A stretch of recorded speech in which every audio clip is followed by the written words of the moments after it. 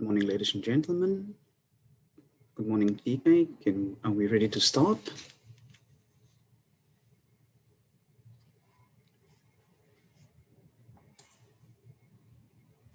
Morning. Good morning. I just need to get an indication from TK that we can do a pause. Can we start?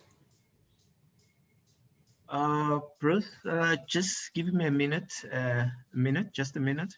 No problem. Hi, TK. Yes, Mani? Louis, can you hear me? I can hear you loud and clear, Mani.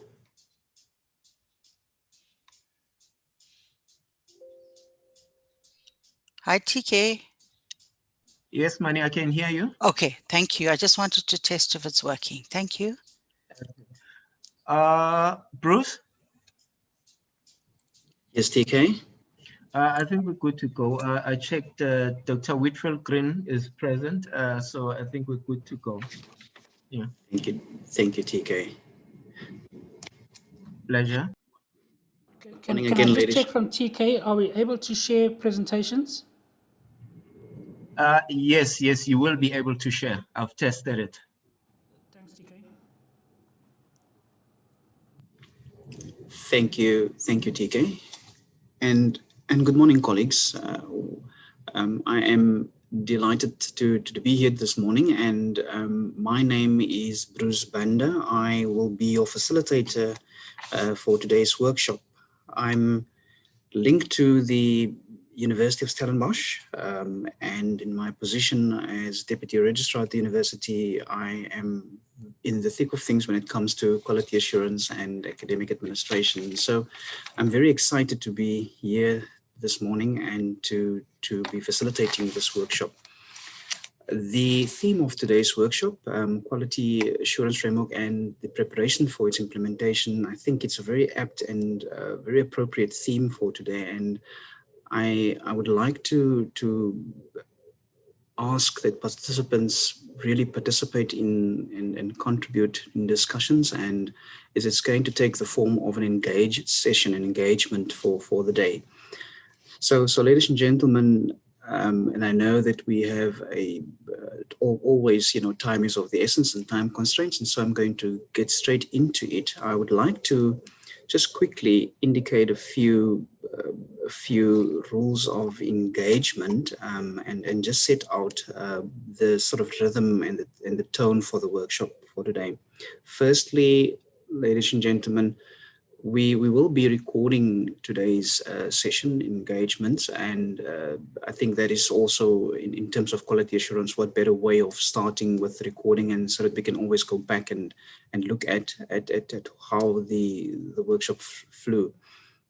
And secondly, participants will be muted, and TK and team would unmute participants as and when they have questions or contributions to make. There will be the opportunity to raise your hand. So in terms of when we get to the session on, the discussion and the engagement session, you would be able to just raise your hand and also use the chat functionality to pose a questions or to make a contribution. Also, ladies and gentlemen, what is important to note is that the session will be live on the CHA YouTube channel as well as on Facebook. And so I'm very, very excited for today's session, and I think we're ready to get into this discussion. And I would just like TK and team to perhaps share the program for today on the screen. I can't see the program at the moment, but we're going to start off with the introduction, the purpose and objectives of the workshop, and it's going to be done by the CHE's CEO, Dr. Green. And ladies and gentlemen, while I'm just asking that TK and team share the program, so on your screen, you will see today's program. We will start with the introduction and the purpose and objective of the workshop, and then we'll run through until 11:15, where we will have a short break, and then we will continue again from 11:30 onwards. What I would ask participants to do is to note as the presenters go through their presentation, to note your questions, concerns, and comments, and then at 10:30 we will have an opportunity to then discuss these questions and concerns and engage with the presentations. So, ladies and gentlemen, let me then introduce Dr. Green. Dr. Green is the Chief Executive Officer of the Council on Higher Education, the apex organization for quality assurance in higher education in South Africa. He was previously the Chief Director, Teaching, Learning and Research Development in the South African Department of Higher Education and Training, a post he held since 2010 until January of this year. Prior to the position of Chief Director, Dr. Green was Director of Initial Teaching Education in the former Department of Education, a position he held since 2008 until 2010. Dr. Green also has extensive experience in a range of education settings, having served as a high school teacher, as a teacher education college lecturer, and as lecturer and senior lecturer at university level. Dr. Green holds a BSc degree, a higher diploma in education, a Bachelor of Education Honours, a Masters of Education, and all of these qualifications from the University of KwaZulu-Natal. Dr. Green also earned his PhD from the University of Stellenbosch. Dr. Green has published in his field of expertise and also presented a good number of papers at national and international conferences. And so, ladies and gentlemen, without further ado, put your hands together with mine to welcome Dr. Green. Dr. Green, I'm handing over to you.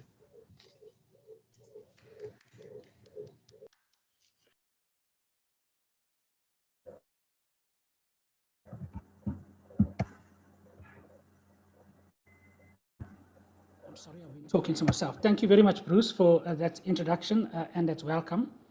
And a warm welcome to all the colleagues that are participating in this webinar today, including my colleagues at the Council on Higher Education and then the colleagues from across the university sector. It really is an important event that we are hosting today, and one of the very first of quite a few that we will be having over the next 3 years in relation to engagements on the quality assurance framework. So I've just recently joined the Council on Higher Education. Just been over a month here. I've been told not to call myself new anymore because a month, you can call yourself new in the first month, but after that you're no longer new. So it's really been an experience so far and a good learning curve for me. But the work has been really fascinating and interesting. So without further ado, I'd like to go into the purpose of today's workshop, which essentially is a first introduction, formal introduction of the quality assurance framework to the university sector. Obviously, a whole range of colleagues have been involved in the development of the quality assurance framework. And so have had some exposure to it and strong input into it. It is a peer-developed, collaboratively developed framework that sets the scene for us for the next few years around how we would approach quality assurance. Really an important framework, a new strategic direction for the CHE, as well as for the higher education sector. I'm really very passionate about the framework, its evolution, how it was developed, and how we will be implementing it going forward in partnership with the university sector. It does provide a new strategic direction. I think it reinvigorates our work around quality assurance.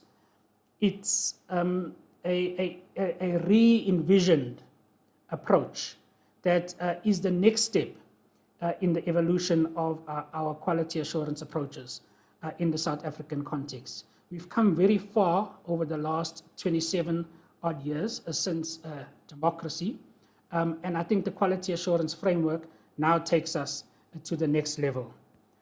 I want to place the quality assurance framework in context so that we understand that it's not just a document that's being put out there, but that it's a framework, it's a strategic approach that helps us to work in the higher education sector towards a specific ends.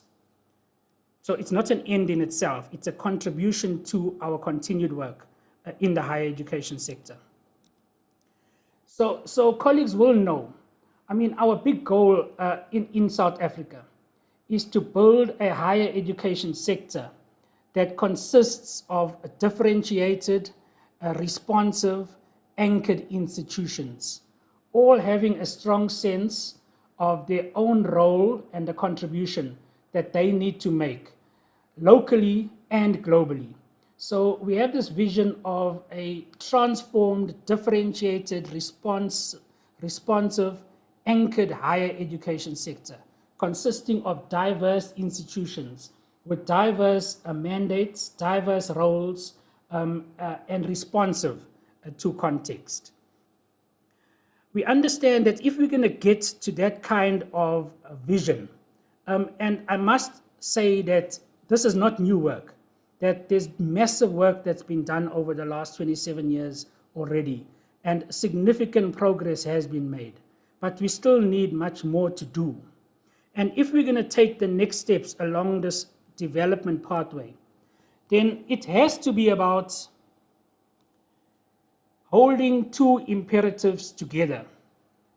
That as we build and assure quality in the higher education system, we have to at the same time be working to address inequality.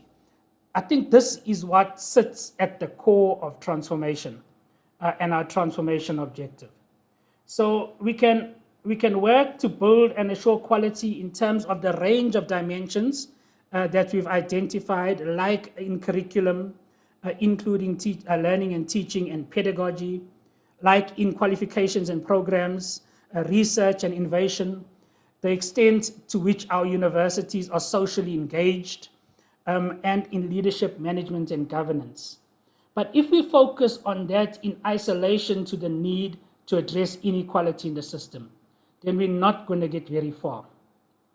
And a whole range of inequalities still persist, despite us being 27 years into a democratic dispensation.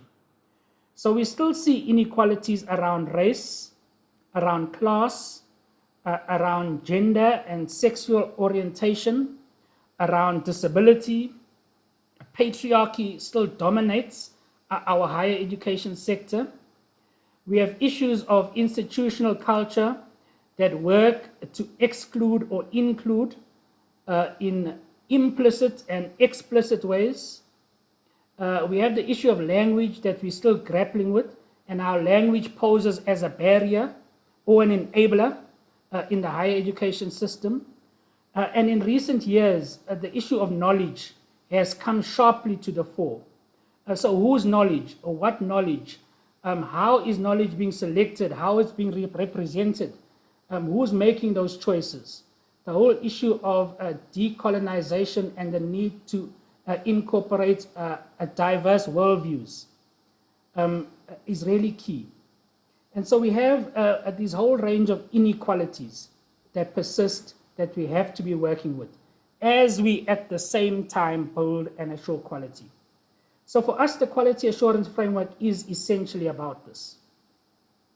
It's about taking an approach that is about building and assuring quality and at the same time addressing inequality and advancing the transformation agenda. At the center are people and institutions. So we can pump a lot of money into building infrastructure, and that's essential. We can build magnificent ICT systems. Digital transformation strategies can be implemented on a wide scale across the system. But if we're not able to work with people and people's ideas and how people work in the system, then we'll not be achieving what we need to achieve. And so quality assurance, a transformation, addressing inequality is about working with people in the higher education sector, from the students right up to the level of the range of organizations that exist in our sector. We know that we have 3 steering mechanisms that help us to do this work: the planning mechanism, the funding mechanism, and the quality assurance mechanism. And the different role players have different ways of working with these mechanisms towards advancing this goal of transformation, addressing inequality and building quality. For the CHE, and for many of the colleagues, I think, in this webinar, our key mandate is around quality assurance. And how do we use quality assurance as a steering mechanism to transform the sector, to build quality and to address inequality?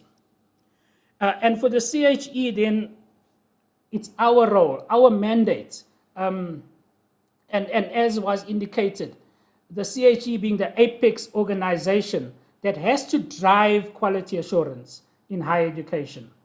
And it has to drive it conceptually, strategically, and operationally. Now, I have the sense that there has been a strong focus on operation. And when colleagues critique the CHE, they critique at the level of operation because we have been very much embedded in operation. And necessarily so, because a lot of the work unfolds at the operational level. I think what the QAF does is it embeds the operations in concept and strategy, and therefore embeds the operations in an approach that will enable a much wider view of what the operations could be, how they could unfold, and how they could work in a much more seamless, integrated, and streamlined fashion. In addition to the quality assurance mandates, the CHE also has a dual or aligned mandate of researching, monitoring, and advising the minister on issues in the higher education system. And this is not just issues related to quality assurance. It's issues in the higher education system that impact on the higher education system. So it's about researching the higher education system in its entirety and using that emerging understanding from the research to sharpen our quality assurance focus, as well as to advise the minister and to inform policy direction in the country. So that's what's sitting behind the QAF, right? There's an approach behind the QAF that positions the QAF as a strategic framework to contribute towards transformation in the higher education sector and a further growth of the higher education sector in South Africa. So in relation then to the background and the purpose of this workshop, just to give you a sense of where we are at present, the work to develop the quality assurance framework began several years ago, at least 2 years ago. And the Department of Higher Education and Training graciously afforded a grant to the CHE to undertake the development work. The project and the development of the QAF was led from the CHE perspective by Prof. Naidu, but with the team of CHE colleagues working with her. It's important to emphasize that conceptualization of the QAF was a peer-driven process. Like all the work of the CHE, it's very much embedded in the system and reliant on the system and on academics and experts in the system. So a wide range of senior peers, academics, colleagues at senior levels in the universities were involved in the conceptualization and the development of the QAF, which also enjoyed broad consultation internally and externally.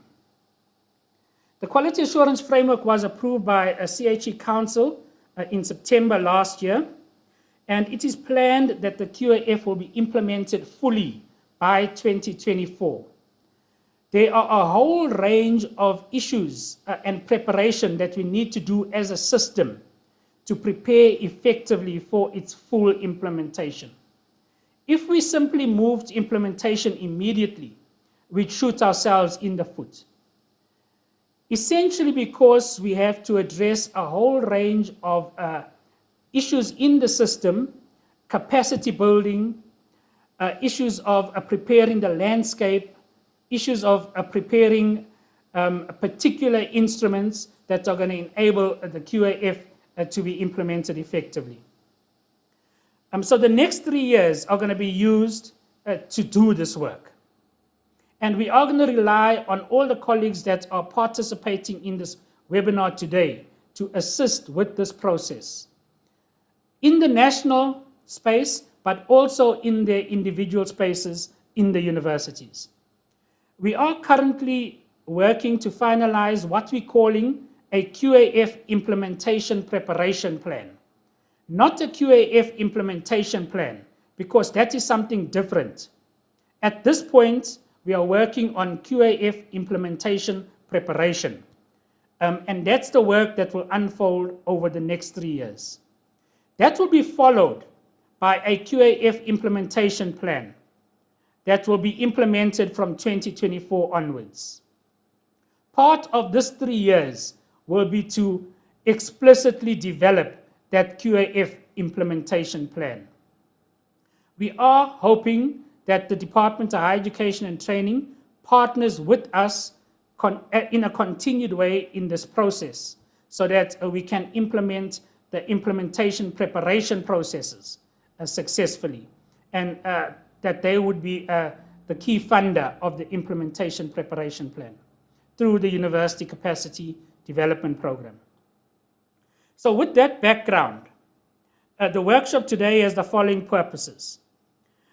It's a first broad introduction of the QAF to universities, and particularly to staff working with quality assurance in institutions. It seeks to begin the process of building a common understanding.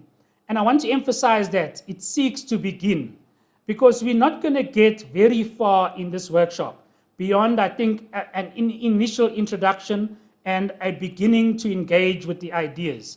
But this is continuing work over the next while. We want to try and articulate how it will work in the sector and to what ends it's being implemented. And then towards the conclusion of the workshop, we want to identify the range of areas where work needs to be done over these first 3 years in order to ensure full and effective implementation of the QAF by the target date. Thank you, Bruce. Thank you so much, Dr. Green, for that background and purpose, and very clearly outlining exactly what the QAF set out to do and our purpose here today. And so, again, as I mentioned, you're welcome to jot down your questions as Dr. Green spoke. There's also a Q&A function as well as the chat, so you're welcome to jot it down as we go along the workshop. Ladies and gentlemen, I've made a few notes as well, and Dr. Green, when we get to the discussion part at 10:30, we will then engage with some of the aspects that you've highlighted. Ladies and gentlemen, next on our program then, are we going to get an overview of the framework, of the quality assurance framework, and the overview is going to be done by Professor Moni Naidu.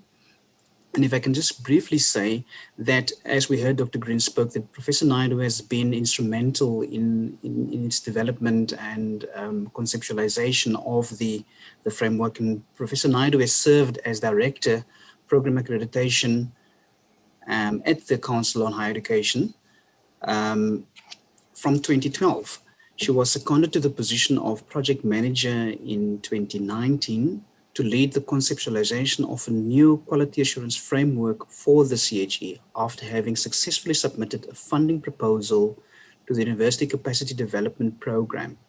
She has extensive experience in the areas of quality assurance in the higher education sector, having worked with the CHE as a peer academic since its inception in 2000. Professor Naidu was instrumental, as I said, in leading this whole quality assurance framework discussion. And she spent many years at universities in executive management and worked extensively as a management consultant in the area of higher education and business management. Her postgraduate qualifications include a D.Ed degree, an MBA cum laude, a MA honors, B.Ed degree, and 2 specialized diplomas in education. She currently serves as on the advisory board of the International Forum Improving University Teaching and is on the editorial board of the International Journals Quality in Higher Education and Journal of Research and Reflection on Education.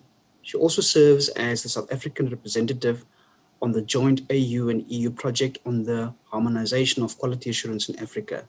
Professor Naidu, I'm handing over to you. Thank you very much, Bruce, and good morning, colleagues. It is a pleasure to be here to be able to do a brief presentation on the QAF. I am going to try to share my screen, and if I don't succeed, then I'm going to ask my colleagues to assist me. I think, Cindy, please try to just assist me from the beginning. It will save time. Is that possible? It's Prof. TK, please share on your side. Thank you.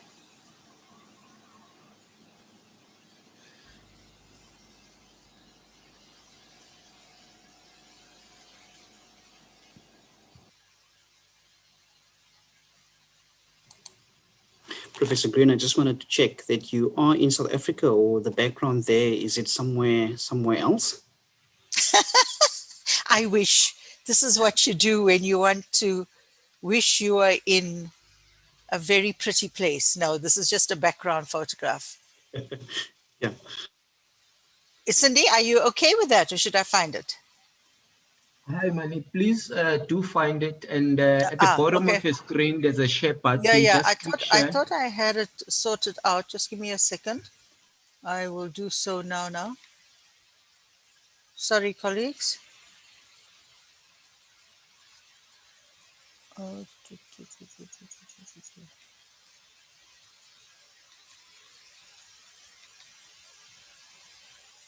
Right, got it up now, and then I've got to go to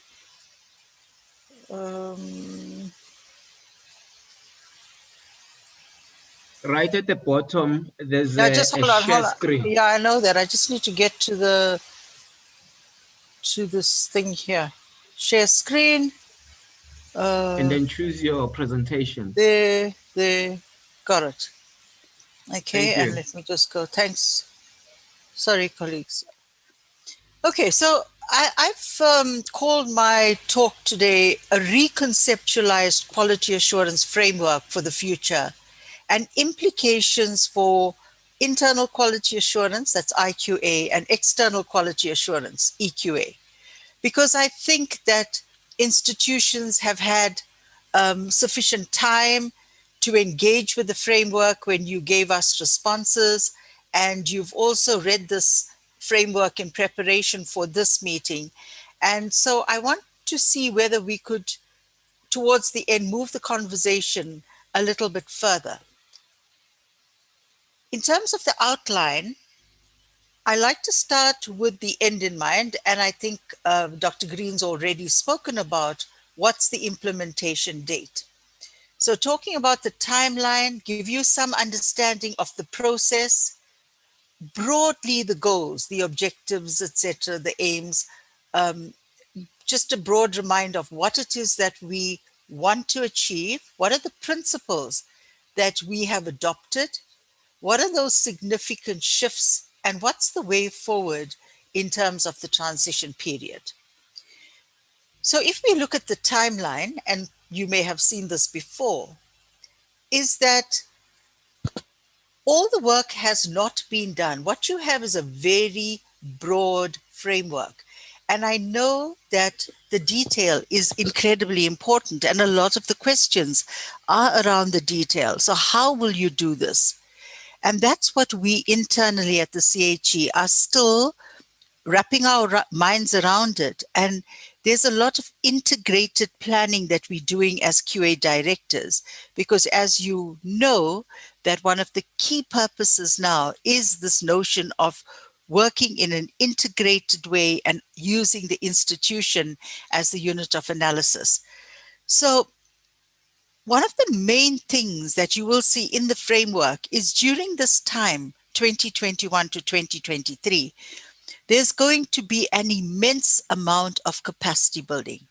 And the capacity building is not just with the institutions, but it's internally with the CHE, with our stakeholder structures.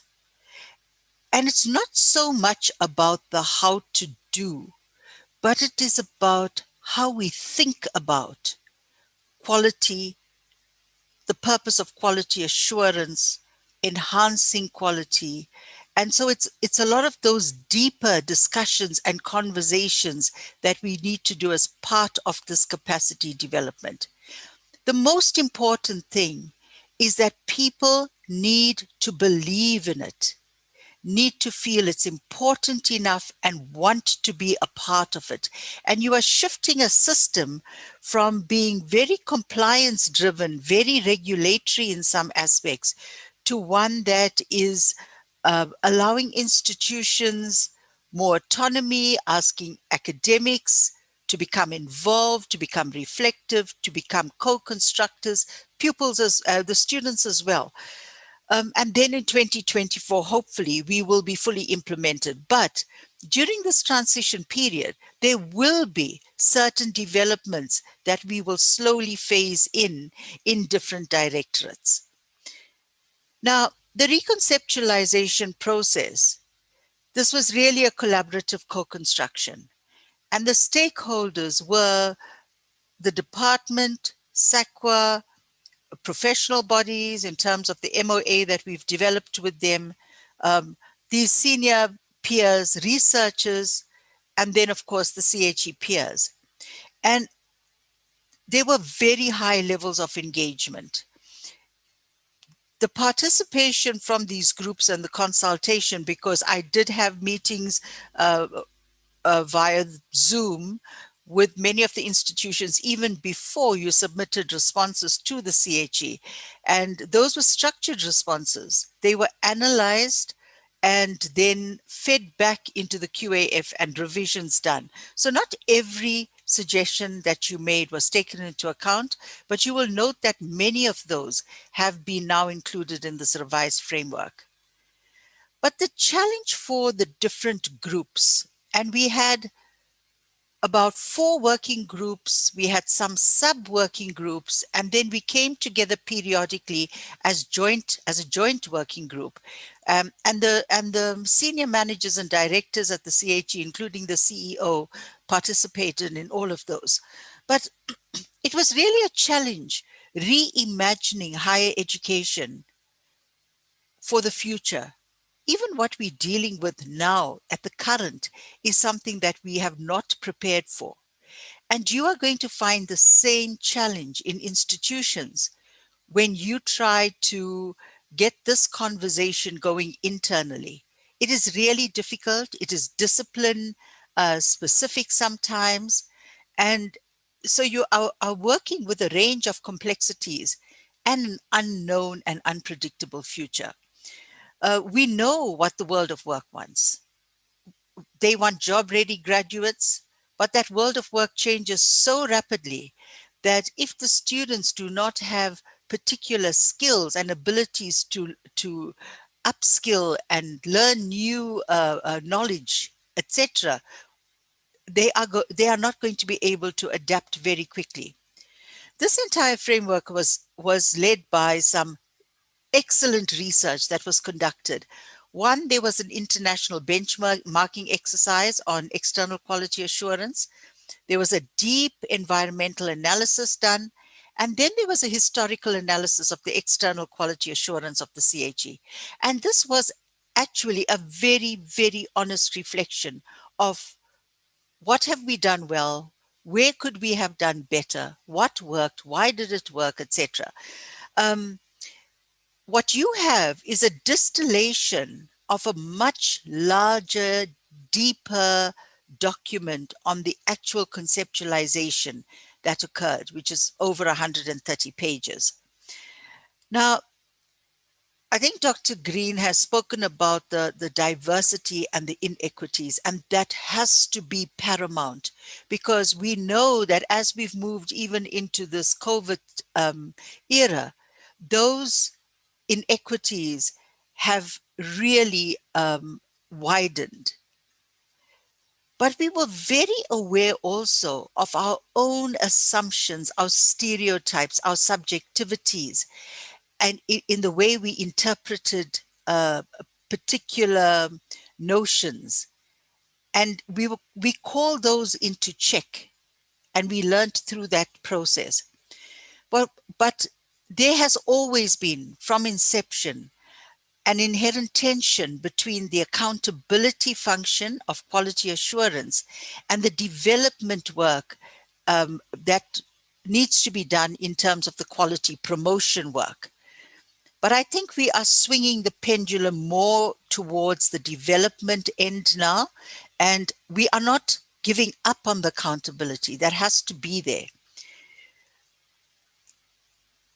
We know that going forward, this has to be a continued peer-driven process.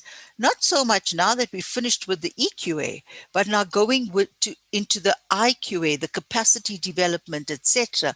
It has to be a process that is peer-driven from both sides, so that we can optimize the synergies that would be possible, the collaborations that would be possible, the intellectual development that's possible. One of the things that we did assume right at the beginning, that both the CHE and the institutions, all institutions, public and private, are really committed to providing high quality provision. And if it is not provided, then it is due to a lack of capacity to understand that. We know that currently there are particular ideas in the sector that some institutions are good, others are bad, others are there for profit, etc.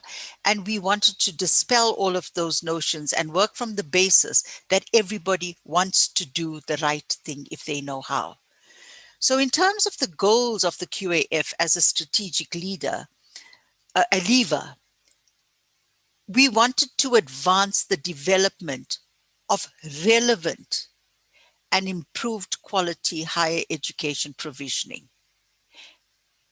And I've emphasized that word relevant because we do need to think about whether what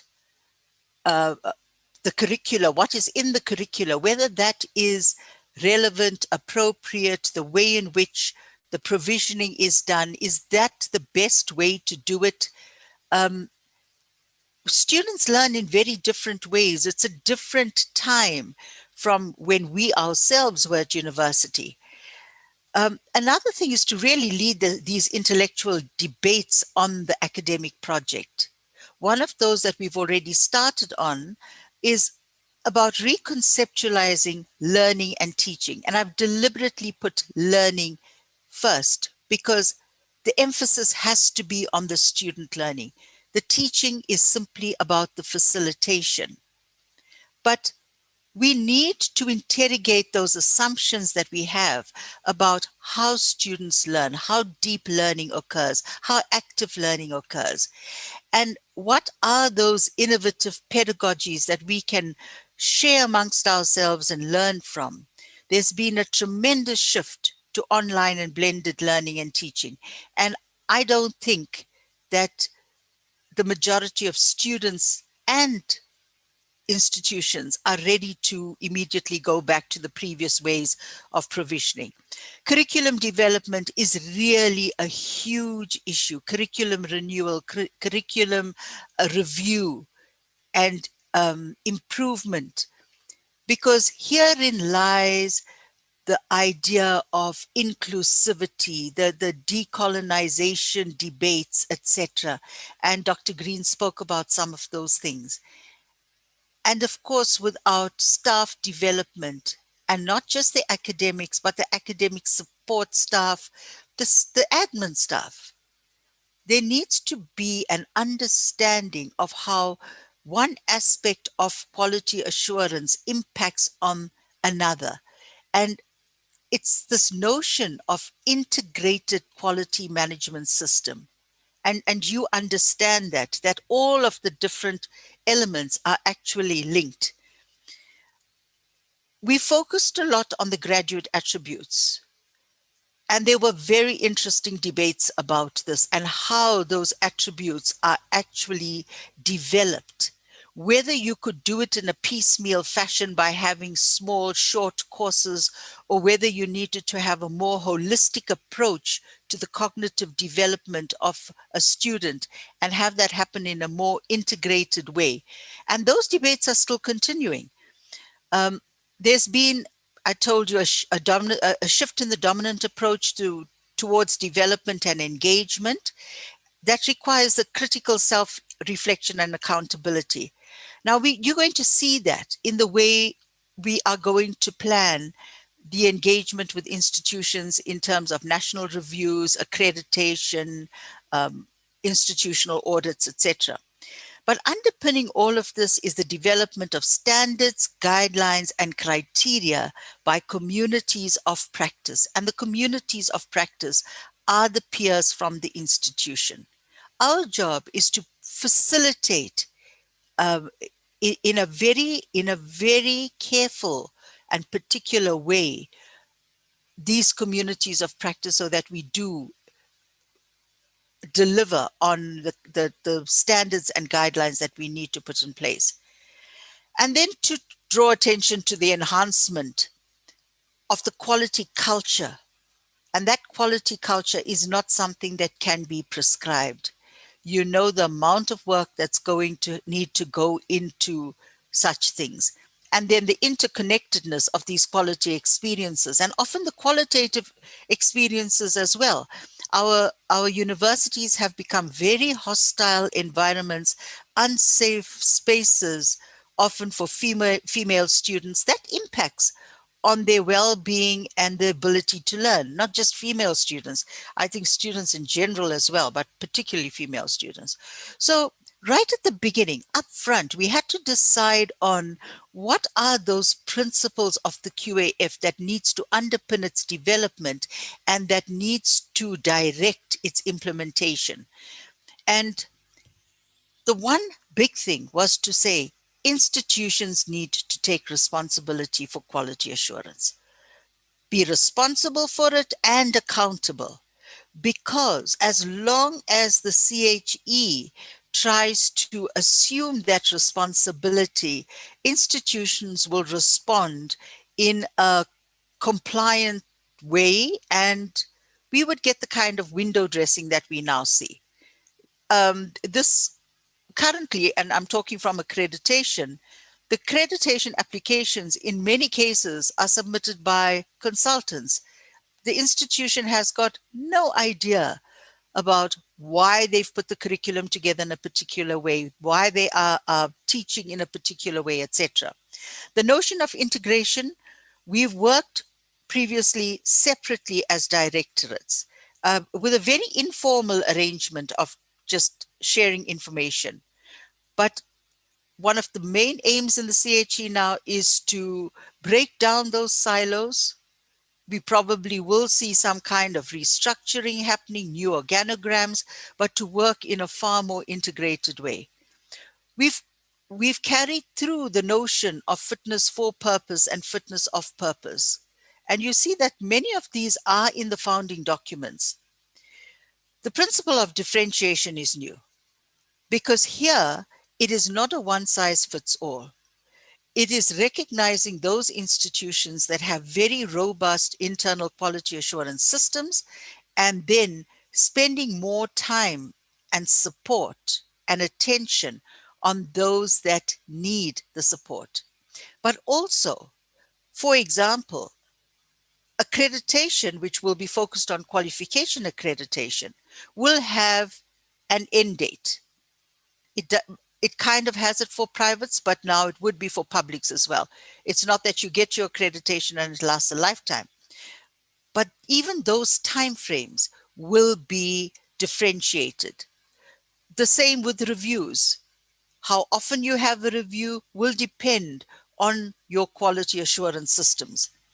A big thing has been about simplification, and I think already we have started to see that. We've worked very, very closely and well with the Department of Higher Education and SEQA.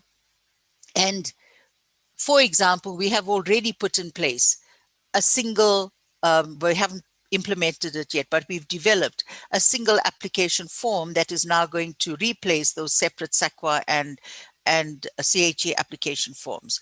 And so that collaborative effort is really paying dividends. Another collaboration has been that with the professional bodies that we will be taking forward.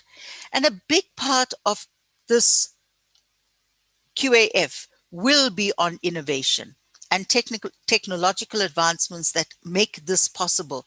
So the QA dashboards will be used as an integrative mechanism for understanding the institution, getting a holistic picture of the quality arrangements in an institution. So those significant shifts, what are they? I've spoken about the primary unit of analysis being the institutional reviews. Not that we will stop qualification reviews, program reviews if necessary, national reviews. These are all instruments in our toolkit, in our QA toolkit, that we could use depending on the purpose for which we are assessing or reviewing the quality. We have not spoken about the reflexive and generative methodology, which is currently part of the National Review Framework. And it's worked so well that we have adopted it for the rest of our processes. So it's the way in which we engage with institutions, the questions we ask in all our processes to get institutions to be able to articulate the why instead of just the how. The focus, we've discussed that, and I think I've spoken about the rest of the things. So what is the way forward? And this is my last slide. What is the way forward in this transition period? The framework is now approved. It's now time for action. The CHE's already started.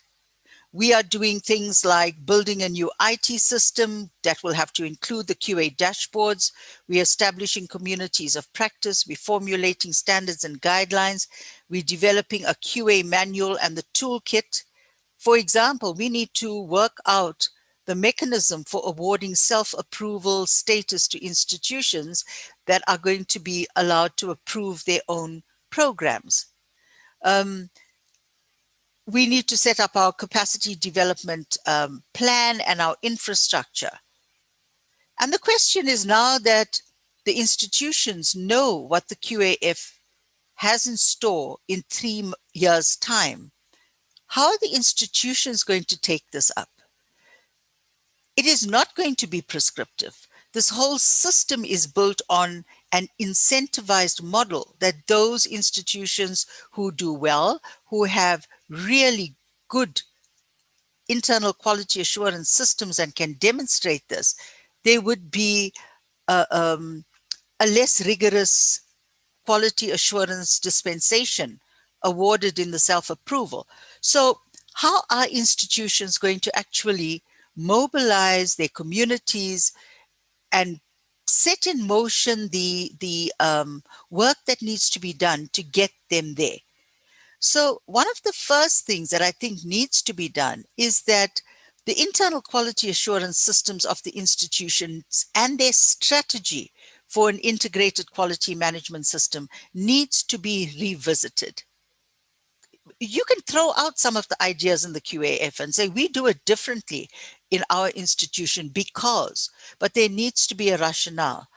And so a very deep interrogation of the IQA practices, and it has to be bottom up as well as top down.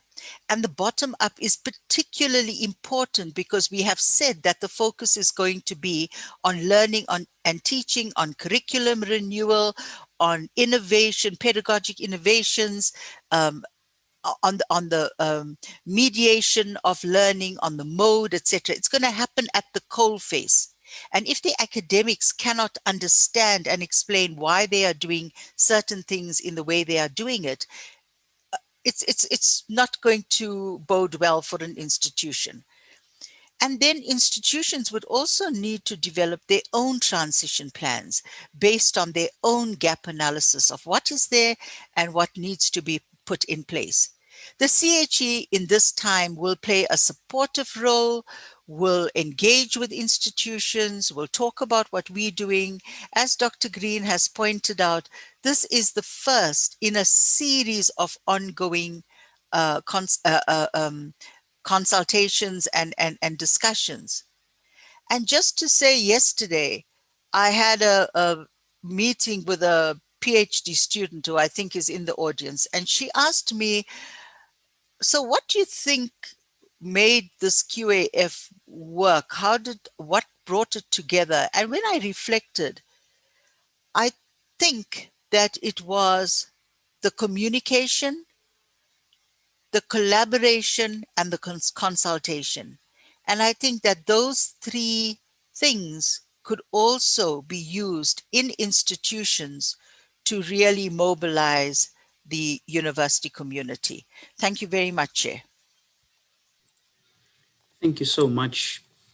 Thank you so much, Professor Naidu, for outlining and giving us an overview of the framework. I think that you've touched on a number of very important issues, one of which I've highlighted is that whole differentiation, and that is something new that you've obviously embarked on. And then, of course, those principles and the 7 principles that you spoke of, and the shifts that the shift towards a more sort of that institutions need to revisit and have a reflective practice of their own internal quality assurance systems. And so, colleagues, again, ladies and gentlemen, as I mentioned before, you please note your questions. We're going to go into a discussion at 10:30 with regard to questions and answers. Also, I want to just mention that in terms of the slides, Professor Naidu's slides, as well as the introduction and the purpose and objectives of the workshop, those slides will be made available. And so participants will be able to have a relook at the slides. And so this is a very informative presentation, Professor Naidu, and thank you very much. Thank you very much for that. Colleagues, let us now go into the next session, which is by Dr. Linda Meyer, Director of Operations and Sector Support at USAF. And Dr. Meyer will be looking at a response from the higher education sector views on the quality assurance framework. So Dr. Meyer is currently employed as the Head of Operations and Sector Support at University of South Africa at USAF. She has extensive experience in the private and public sector, specializing in the fields of higher education management, strategic leadership, talent management, governance, enterprise risk management, innovation, performance and monitoring and evaluation.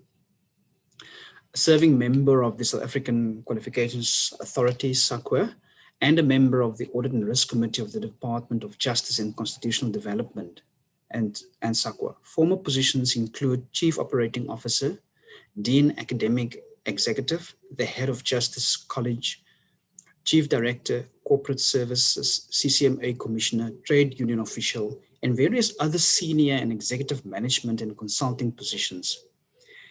as well as having been appointed to multiple governance structures in the public and private sector. Dr. Meyer's academic qualifications include a Doctor of Philosophy, Doctor of Business Administration, Masters of Business Administration, a postgrad diploma in Management Studies, a Bachelor of Business Administration, and a range of diplomas and higher certificates in the field of occupationally directed education and training practice, labor relations, human resource management, human resource development, labor law, etc.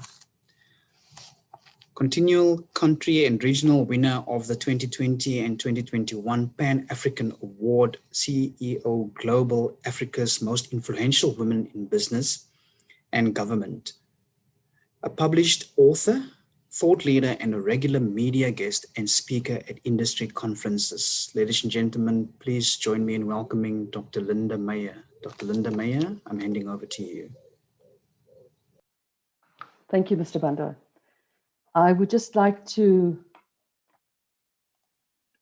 start by just acknowledging Professor Strydom and Gloria Castellan, who are intimately involved in use of structures, as well as thanking Dr. Green for the opportunity to share the views of the higher education sector with this very important quality assurance framework and the preparation of its implementation.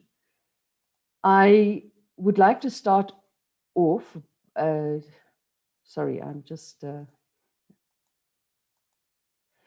like to start off by saying that the QAF is long overdue in the revised format. We must understand that there might be detractors from this movement, but if we don't start somewhere, we'll be forever caught in the past, relying on old crutches to avoid opportunities for innovation and change, and really for accountability as we move forward to enhancing an education system and a quality assurance system that places pivotal elements of accountability within institutions and really starts to normalize the system to give value and value propositions to institutions that may not have historically been well resourced and have not had the opportunity to show excellence. During our engagements and asking the sector for their input around the QAF, the following important foundational elements were highlighted. And I must say that I find myself to be, or I find myself to have to rely on my 10-year-old child to help me with the Cloud Foundation. So they made this little slide for me. And it really is just a manifestation of the world that we live in and how digital transformation is bringing these important areas to us. So I want us to reflect critically on the most important elements around responsiveness, integrity, quality, fitness for and of purpose, and the coherency of the new system. But primarily, notwithstanding adaptability and agility, the accountability of what it is that we're trying to do. The accountability of trying to advance a system that needs to be normalized, needs to be evolved, and needs to start working towards credibility and really self-reliance in being acknowledged for evolved purposes. The methodology Dr. Meyer, yes. Dr. Meyer, can I quickly disturb you? Can you please put your slide into full screen mode for visibility?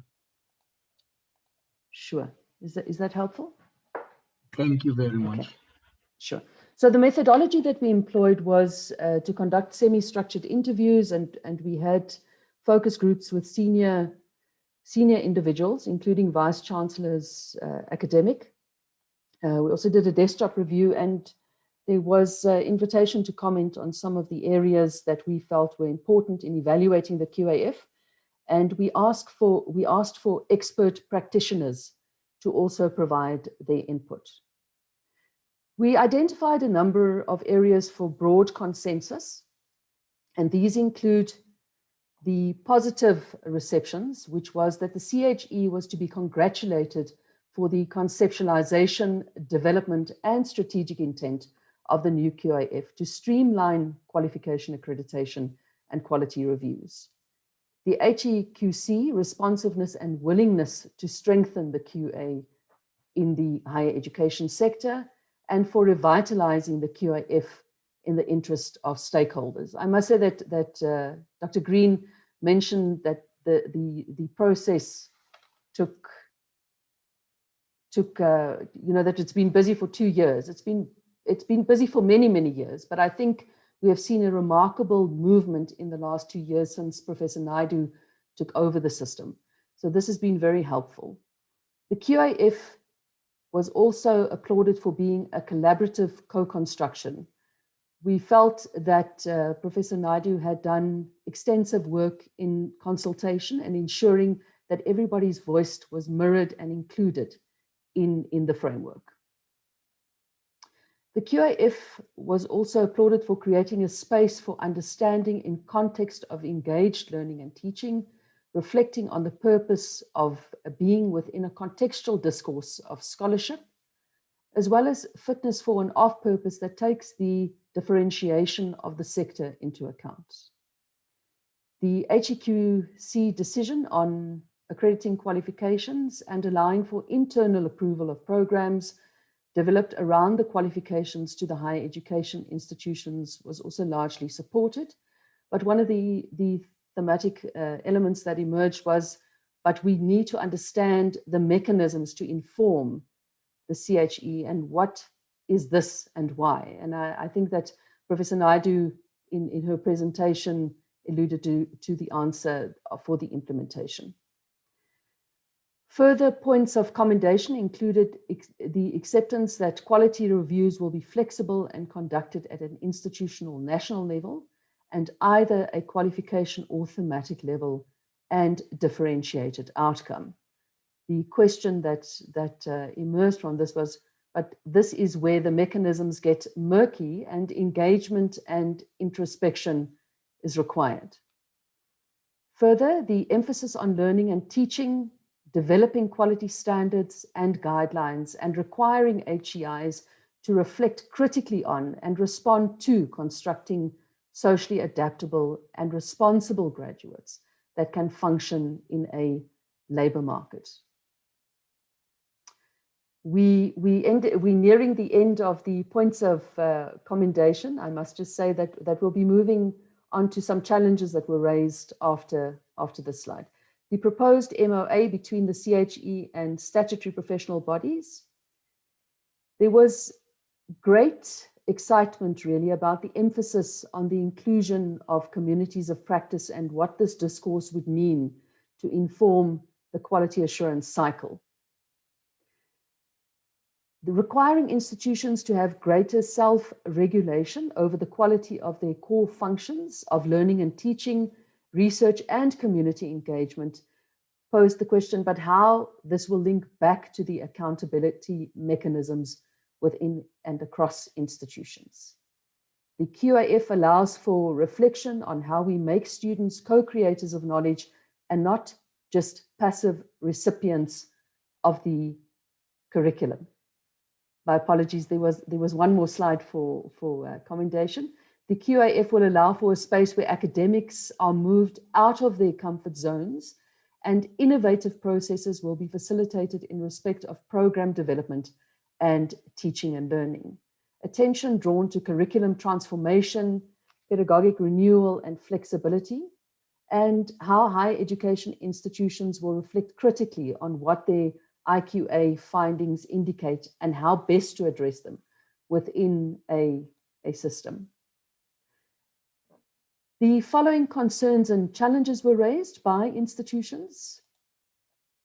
The first concern was around the shift in the reflection on the shift to qualification accreditation from program accreditation, and some reservations were expressed on the decision. If the institution is the unit of analysis and the QA system of an institution is to be assessed, it is not clear why qualifications need to be separately accredited by the CHE. Secondly, using an integrated approach to the EQA, the integration needs to be interrogated at various levels. The CHE must integrate all areas within their own frame, including accreditation, audit reviews, standards, etc. The integration between the functions of the CHE, SAQA, and DIET must be clear to prevent the proliferation of processes, and only then the EQA and IQA can be focused on. I think a pragmatic reflection is required around resourcing. When we speak about integration and integration of systems and processes with the CHE, SAQA, and DIET, we must be really centered in pragmatically reflecting on the fiscal challenges and the fiscal availability of operationalizing the system. The CAS system, for example, is a prime example of a wonderful idea that has had its difficulties in implementation. The IQA and EQA must be more than a word change. It must be given effect in the manner in which it is done.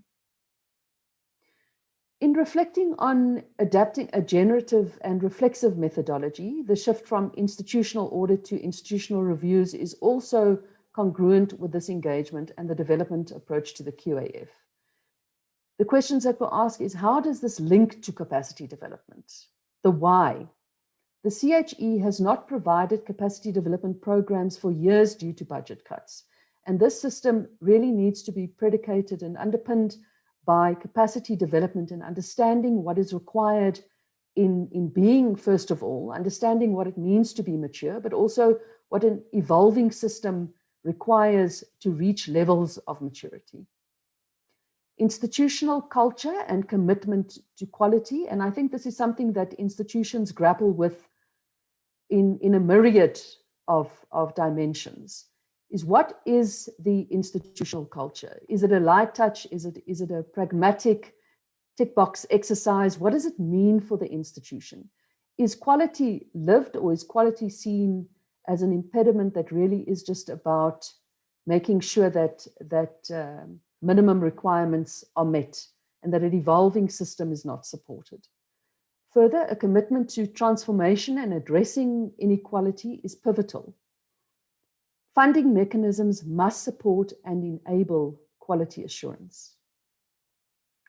The different context of institutions must be recognized. HEIs are at varying levels of maturity, and this must be acknowledged. Additional considerations must concede, i.e., resourcing constraints, particularly in respect of capacity, skills, and stability, and legacy impediments, including the need for integral planning and system coherency. There's more to quality assurance and the quality cycle, and this must be well defined. Take infrastructure into account and M&A mechanisms that must be agile and dynamic within an evolving system.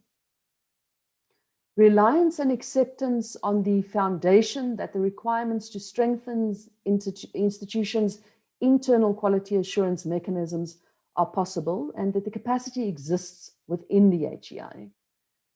Coherency and integration of all processes and systems with the CHE, accreditation, DIET, SAQA, registration of qualifications, and statutory professional bodies.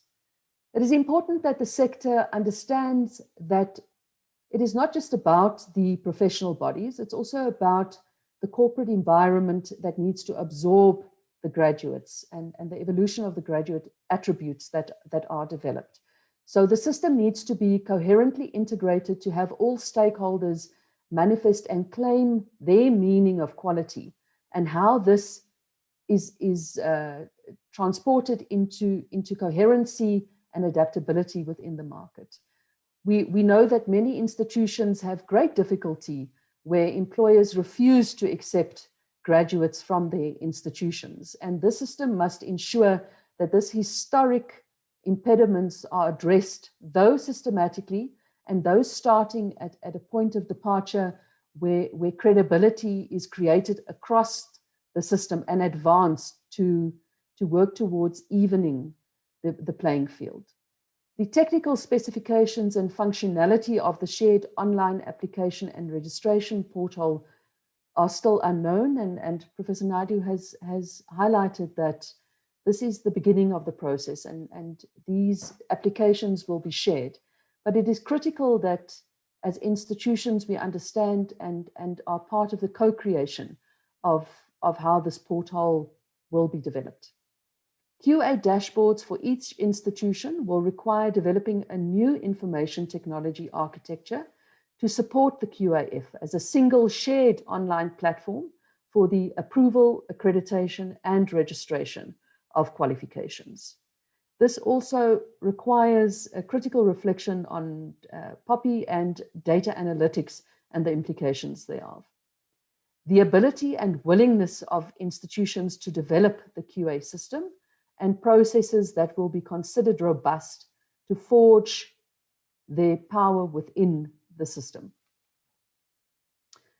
Further considerations are that the CHE must improve the competence of its QA processes and systems as per the HEQC commitment to ensure that internal operations are aligned to the repurposed QAF. Also understanding that the CHE is not living in a vacuum, and although there are some challenges and the CHE is largely responsive, it's working within a larger system where SAQA and DIET processes imagined to be integrated must be clearly defined, and the value proposition must be understood and felt by institutions as they work within this frame. The HEQC must be open to critique and assessment by the HE sector. And this is really at various intervals, not just on a consultative frame, but how are we responsive as the system evolves to really analyze the data that is generated and deal with the challenges that are experienced by institutions in this evolving system, recognizing that change is never easy and that we must understand how the implementation frame can be strengthened, supported, and enhanced. The HEQC proposed the QAF capacity development program must be ongoing. The QAF must be phased in over a defined period, and we've heard now that the process will be completed by 2024. But we must understand that across institutions and across faculties, across schools, that there are varying levels of maturity. And the implementation is not just about the overall system implementation, it's about the readiness and the preparedness of institutions to engage and implement what is required. Further, what mechanisms will support institutions with differential performance across institutions where pockets of excellence and pockets of weakness exist? The change from the existing QAF to the usage of standards, guidelines, and criteria across all functions of the HEQC may pose some challenges, primarily around understanding and moving from a system that is less constrained to allowing for innovative processes and less prescription, and understanding that a standard allows for prescription to be developed as criteria is specified in a meaningful manner. HEIs must have validated rigorous internal processes for the approval and review of programs leading to accredited qualifications. A formal compulsory capacity development program must be implemented, and this is not only within institutions, but across the system and sector. Also within the CHE, the DHET and SAQA as the system is enabled. Internal quality assurance and EQA functions must be improved and resourced. The QAF requires integration information to develop and continuously update a consolidated quality record for each institution. And institutions must understand the effectiveness of internal quality assurance systems within and across institutions. As we look to the QAF, it is critical that we reflect on the lessons from the COVID-19 year and understand that these lessons have a fundamental impact on how we view quality in and across institutions. And some of the lessons I identified was that this prevailing cataclysmic event changed the landscape for QAF operationalization. COVID-19 triggered radical financial and economic uncertainty, resulting in significant student behavior changes, university and government leadership demands. Various resilience plans for business continuity had to be created, and disaster recovery and crisis management risk-adjusted strategies had to be implemented. We further saw that there was a requirement of intra and inter-institutional collaboration around quality and the mechanism that evolved during this very challenging period, where institutions relied on sharing information, sharing policies, sharing abilities of how to implement and adapt quality mechanisms in the provisioning of learning and teaching. Several sector collaborations and common policy positions were concluded to assist.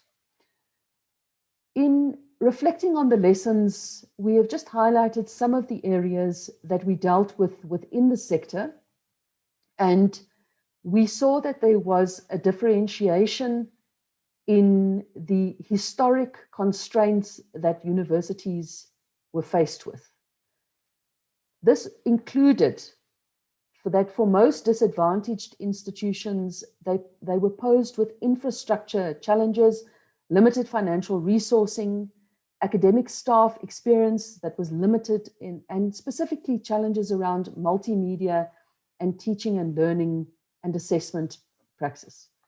Students had a lot of challenges in the system, specifically rural students that had no energy security. So it didn't matter that we made data provisioning available or that laptops were provided by some institutions, that there really was a huge impediment on making teaching and learning practically accessible to these students.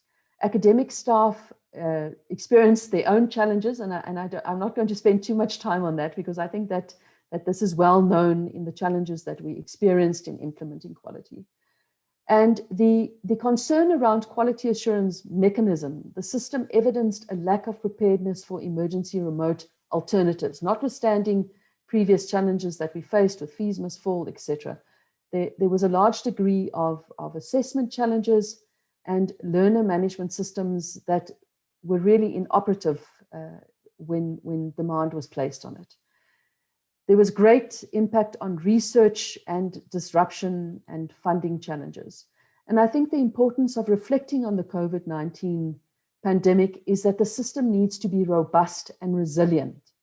And it needs to ensure that a quality frame is evolved, that is supported as the system evolves and as universities play a critically more important role in the social coherency of a nation.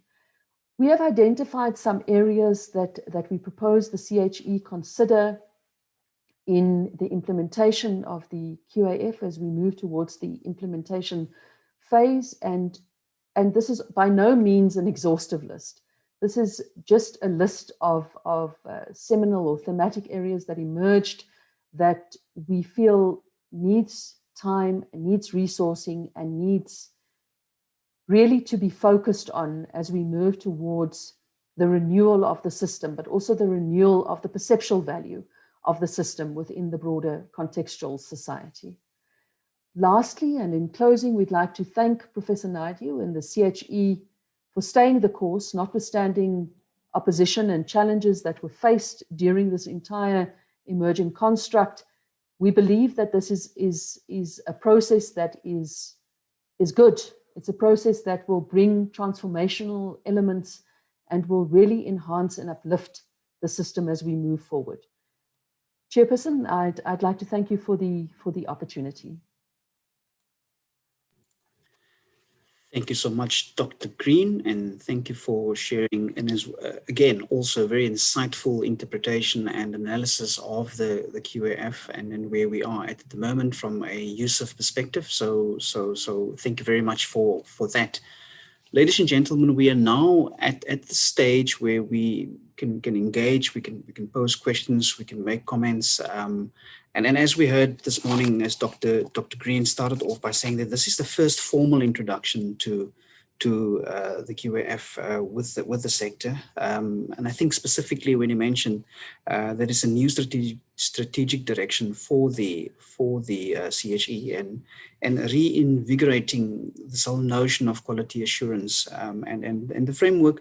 When he mentioned the two implications when we started off this morning, to build quality, but at the same time also to address inequalities, and Dr. Green also in her closing remarks also mentioned that we need to look at lessons learned, and they also touched on those disadvantaged institutions and how do we obviously address those. And so I'm going to open up the floor for questions, for comments.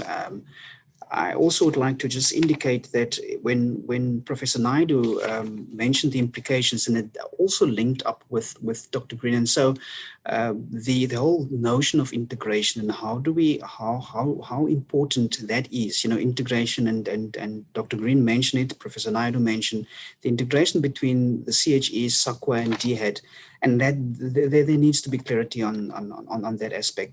So yes. I would like to TK look at the chat. If there's any questions in the chat, I can't see the chat right now, or if I'm looking at participants, if there's a hand raised, so I'm opening up the floor for a discussion.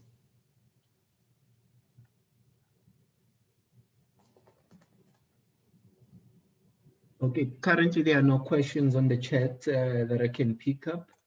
And we have Dr. James Kivi, whose hand is up. Dr. Kizi, Dr. James Mkizi. James Kivi. Okay, all right, you can go ahead. I can't see the hands at the moment. You can go ahead. Okay. Thanks, Bruce. I'll be quick. Thanks, TK. Bruce, I'm particularly interested in how we understand new forms of credentialing. And I don't see a lot of that coming through in the discussion today, linking it to not only digital forms of credentialing, but also understanding credentialing from a continuum perspective, where this classic formal, non-formal divide is no longer applying in the future we're looking at. And I don't see a lot of that coming through. I know we're talking about quality assurance, of which qualifications is only one component, but I do think one needs to look at this more holistically. Thanks, Bruce. Thank you very much, Dr. Kivi. A very good question in terms of the credentialing. Professor Naidu, this is not something that I also, when I went through the document, the Quality Assurance Framework for Higher Education, I also did not pick up on that. Is there room for including it, or what would be the thinking around credentialing? So yes, it has not been included, because the way in which the CH is going to approach such things is to get institutions to think about it. Institutional autonomy has to be totally respected. And what we would do is rather to have critical debates and discussions around issues like certification, credentialing. This actually lies in the area that I was talking about that is still contested. James, if you had been there when we had this huge debate, and I still remember Chrissy Bowie on one side and Penny Law on the other, and just talking about what is it? How do you actually get cognitive development to take place? Do we really need those whole qualifications? Can we go for the shorter learning programs that industry is asking about? The joint degrees, the double degrees, the co-badging. So there's a lot of stuff that we still need to think deeply about, and we need to do that thinking in new and more flexible ways. We really need to be open to different forms of learning. And we know as well, if you look at the frameworks, that there's been a change also in the OQSF and those qualifications. How do those things work as almost complementary frameworks that will support lifelong learning, for example? So there's a lot more thinking, conceptualizing to be done. Thank you. Thank you very much, Professor Naidu. Also, Tika, I can't see if Dr. Whitfield is, I think I see Dr. Green's got his hand up. Yes. Thanks very much, Bruce. So I just want to add to Prof. Moni's input on the issue of credentialing, which I think is really an essential consideration going forward. So if the QAF has to be both historically embedded, because we have to take account of the past and legacy and issues of advantage and disadvantage, it also has to be future looking. And I think the issue of greater agility in terms of recognition of learning is key. There are a number of processes underway at present, including a review of the higher education qualification sub-framework. And I think there's space within that to unpack the debate around credentialing and recognition much further in that. So I think that space will allow for that. But I think Moni is pointing to the ability of institutions at the program level to make decisions about their program and the quality of those programs and how those programs will be constructed. If they have the capacity, the proven capacity to do so, will provide another avenue for this. So the QAF, in essence, is building more agility into the system to be responsive. I see a question in the chat that did ask, so how are we responding to the issues that the sector has raised?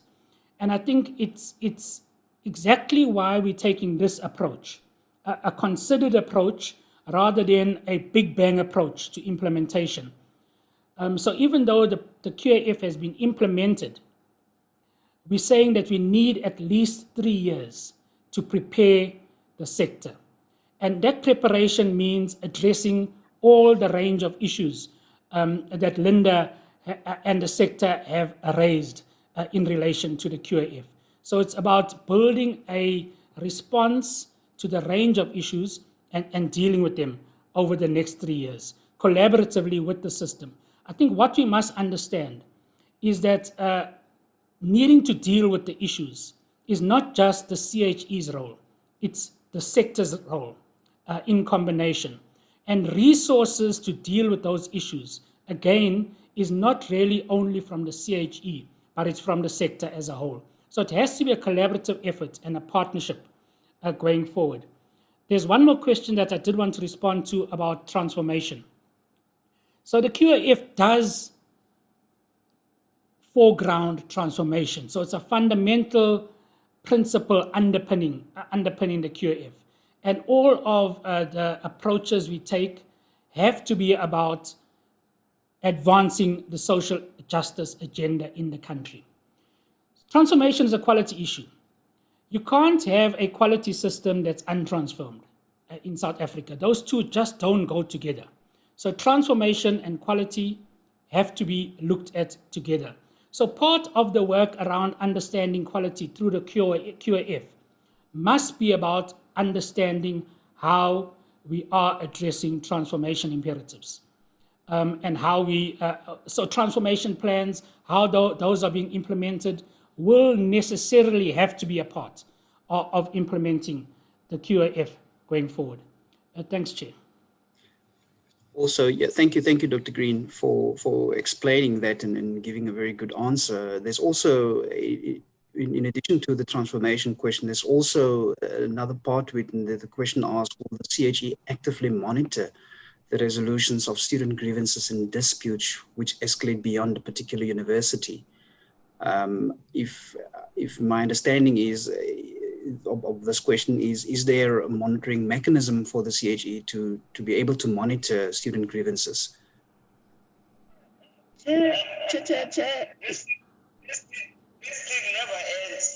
Professor Naidu, I see your hand is up. Would you like to respond to that question? Yes, thank you, Chair. At the moment, we are in the process of drafting a proposal that we will be taking to the HEQC for consideration. Currently, we do have complaints that come through which if the institution, if all the internal processes of an institution have been followed and have been exhausted, then any party is welcome to raise quality issues about a program, not about, for example, how an institution runs its assessment practices. So there's a very clear distinction about what exactly we would intervene in, and then we would conduct an investigation and take the findings through to the HEQC. However, what we found is that there are multiple groups that are dealing with student issues. SACWA deals with them, the department deals with them, and we're trying to find a more streamlined process. So this is something that we are working on at the moment. Thank you. Thank you, Professor Naidu, for that response. Ladies and gentlemen, also just from my side, and we touch on the reflective approach and moving away from a compliance definition to a more sort of a approach where we put the whole emphasis back to the internal quality assurance processes. I was wondering, in terms of success indicators, and so the question I have is, so how do we, from now until 2024, what would be an indication that the CHE would be comfortable that an institution would be at an appropriate level to be able to obviously have adequate and reliable internal quality assurance measures? And so what are the success indicators for the CHE to look at in order to make that determination of whether an institution is able to obviously or have adequate internal quality assurance mechanisms?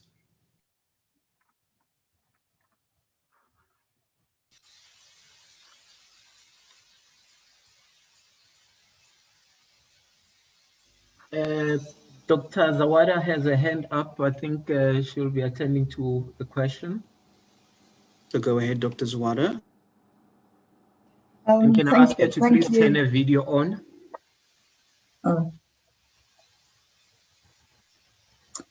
Thank you. I just thought I'll try answering that question, and then Professor Naidu can add if she feels she needs to. So the implementation of the QAF will be, or the preparation for the implementation of the QAF will be done in parallel with the new round of institutional audits, which hopefully will start later this year.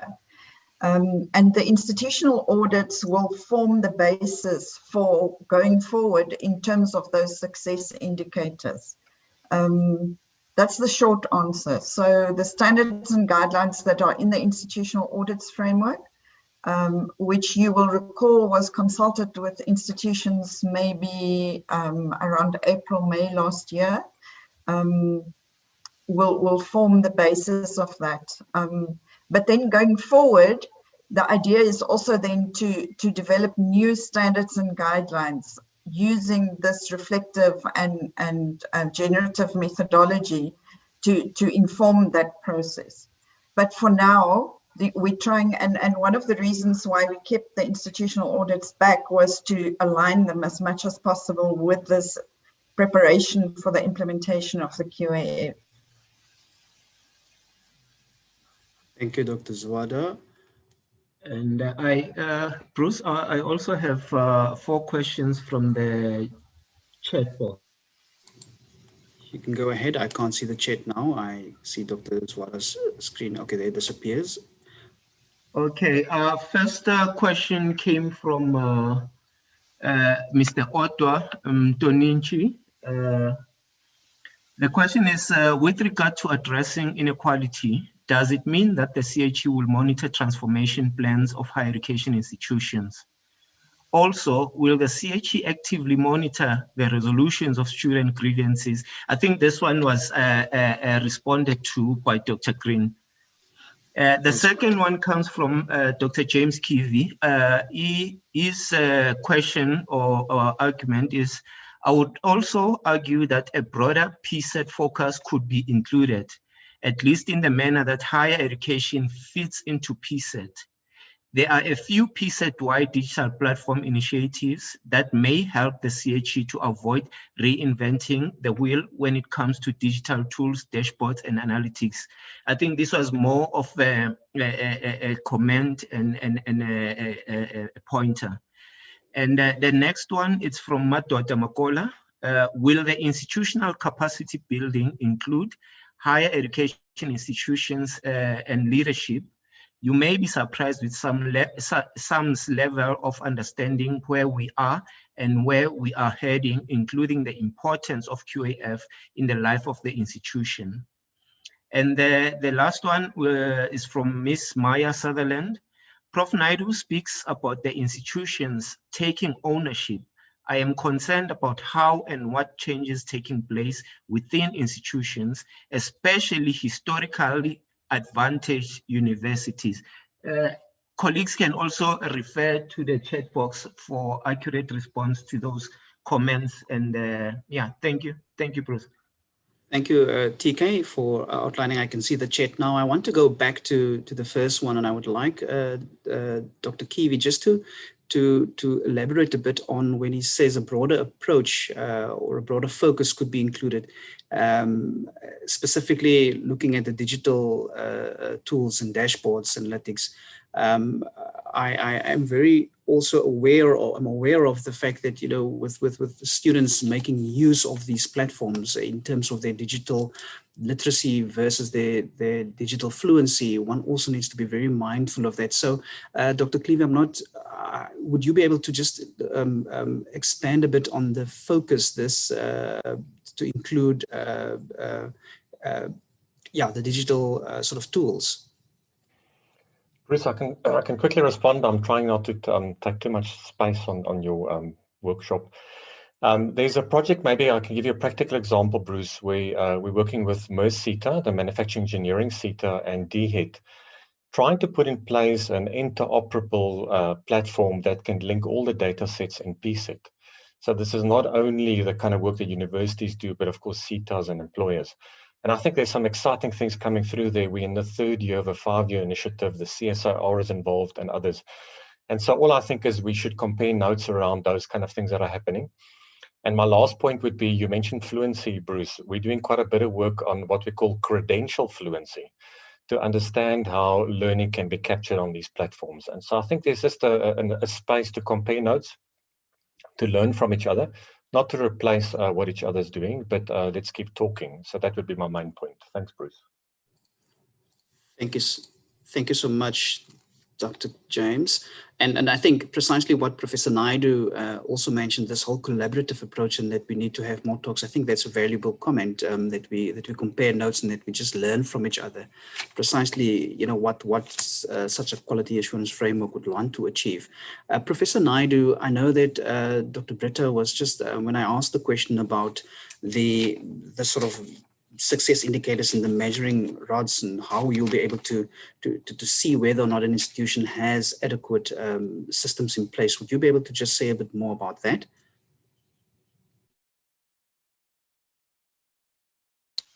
Thank you.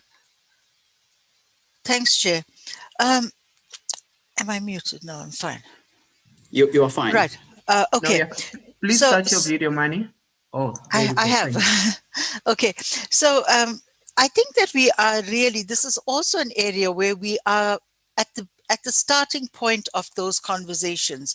The audits, as my colleague has mentioned, is going to give us a good starting point where we can go in and understand what institutions are doing.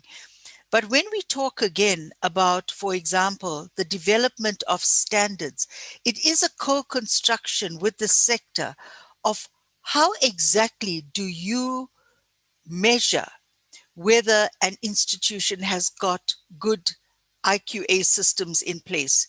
We are not presupposing anything at the moment because we know how important context is. And therefore, we do not want a situation, for example, where well-resourced institutions come out shining, whereas poorly resourced institutions are labeled as being deficit, of not having good quality. We know, for example, what an important role poor resourced institutions play in terms of student access. And this is why when we start this conversation about what exactly are those sharp performance indicators, and not a whole range of them, Chair, just a few select ones that will give us an indication, a snapshot view at that point in time as to whether that institution really has got a good internal quality management system that is managed in an integrated way.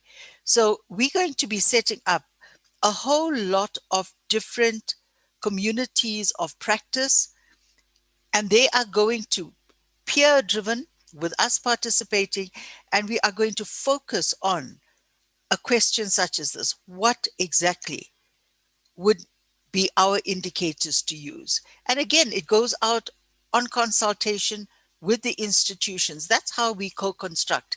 And whatever my colleague is receiving from the audits that she's going to be doing now in this preparatory phase will also feed in as primary source data. And it's also, when we have started on the QAF, we paid great attention to research, finding out what is being done. This is why I really liked James's point. We do not have to reinvent things. There's been work done on this. Find out what's been done internationally in South Africa, on the continent, and draw from that already as a starting point. Thank you.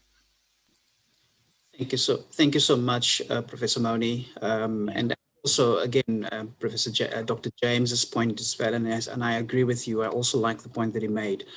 I see, and I'm going to go to the chat now, but I see Olivia Mokhatle's hand is up. Olivia, you can go ahead and pose your question.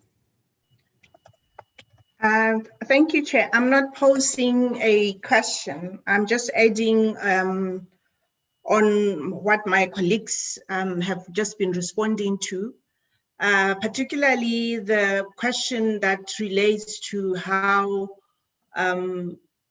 what the indicators would be for a, let me call it an award that the institution can accredit, even though it's not the right word, its own programs. What I wanted to say is, from the standard development perspective, these indicators would be drawn from the national standards, and the national standards don't belong to the CHE. They belong to the sector. They would have been created by communities of practice, and ultimately they'll become national benchmarks against which an institution would be able to determine, because when we use them to design and develop our internal quality assurance systems, and the external body, which is the CHE, creates that, there's synergy already. So we would be using agreed upon national benchmarks that we would then draw the indicators. So this should, ideally, if it's done properly, this should have been agreed at the beginning. So there is no contestation in terms of what constitutes good IQ systems, IQA systems, what constitutes the kind of right criteria to use or standards. They would have been national benchmarks that would have been created by the system and the sector. The CHE would simply be using those for the external quality assurance interventions, in the same way that institutions, in addition to their own internal standards and benchmark, they will be using this for that purposes. I just wanted to add to the responses from my colleagues. Thank you. Thank you so much. Now, I perfectly, because they and as you also mentioned now, and just you concur with Professor Moni, and that it is something that will be a collaborative. It will be the institutions participating in that. So thank you very much. I've noted a hand as well, TK. But before I go to to the next person that raised their hand. I can't see who it was, but it came up on my screen. In the chat, when you there was a question: will the institutional capacity building include higher education institutions leadership? You may be surprised with some level of understanding where we are and where we are heading, including the importance of the quality assurance framework in the life of the institution. Yes, this is now specifically looking at student participation and how the capacity building, will it include, will it not include? If we can just get a response from the CHE regarding leadership and how inclusive it will be. I can already see it would, but I think just to answer this question. So maybe I can answer that, Chair. Our capacity development activities for the next 3 years have to be informed by a needs analysis, which actually has already started through the work that was done to put the QAF in place. So we have a sense of what the range of needs are in the system. And colleagues have already clearly pointed out that the capacity development needs are at multiple levels in the system, including right up to leadership and management. So certainly the capacity development program will take into account those different levels and will work with the sector to develop appropriate interventions at all the levels, including working with USEF's Higher Education Leadership and Management Program, so that we can target the leaders and managers through that program in terms of building capacity for IQA. Thanks, Chair. Thank you so much, Dr. Green, for that response. And I've noted that I think there's a hand up. Ntoko, can you just, it just says associate professor on my side. It doesn't show. Noktula, yes, hand is up. You can go ahead, Noktula. And please turn your video.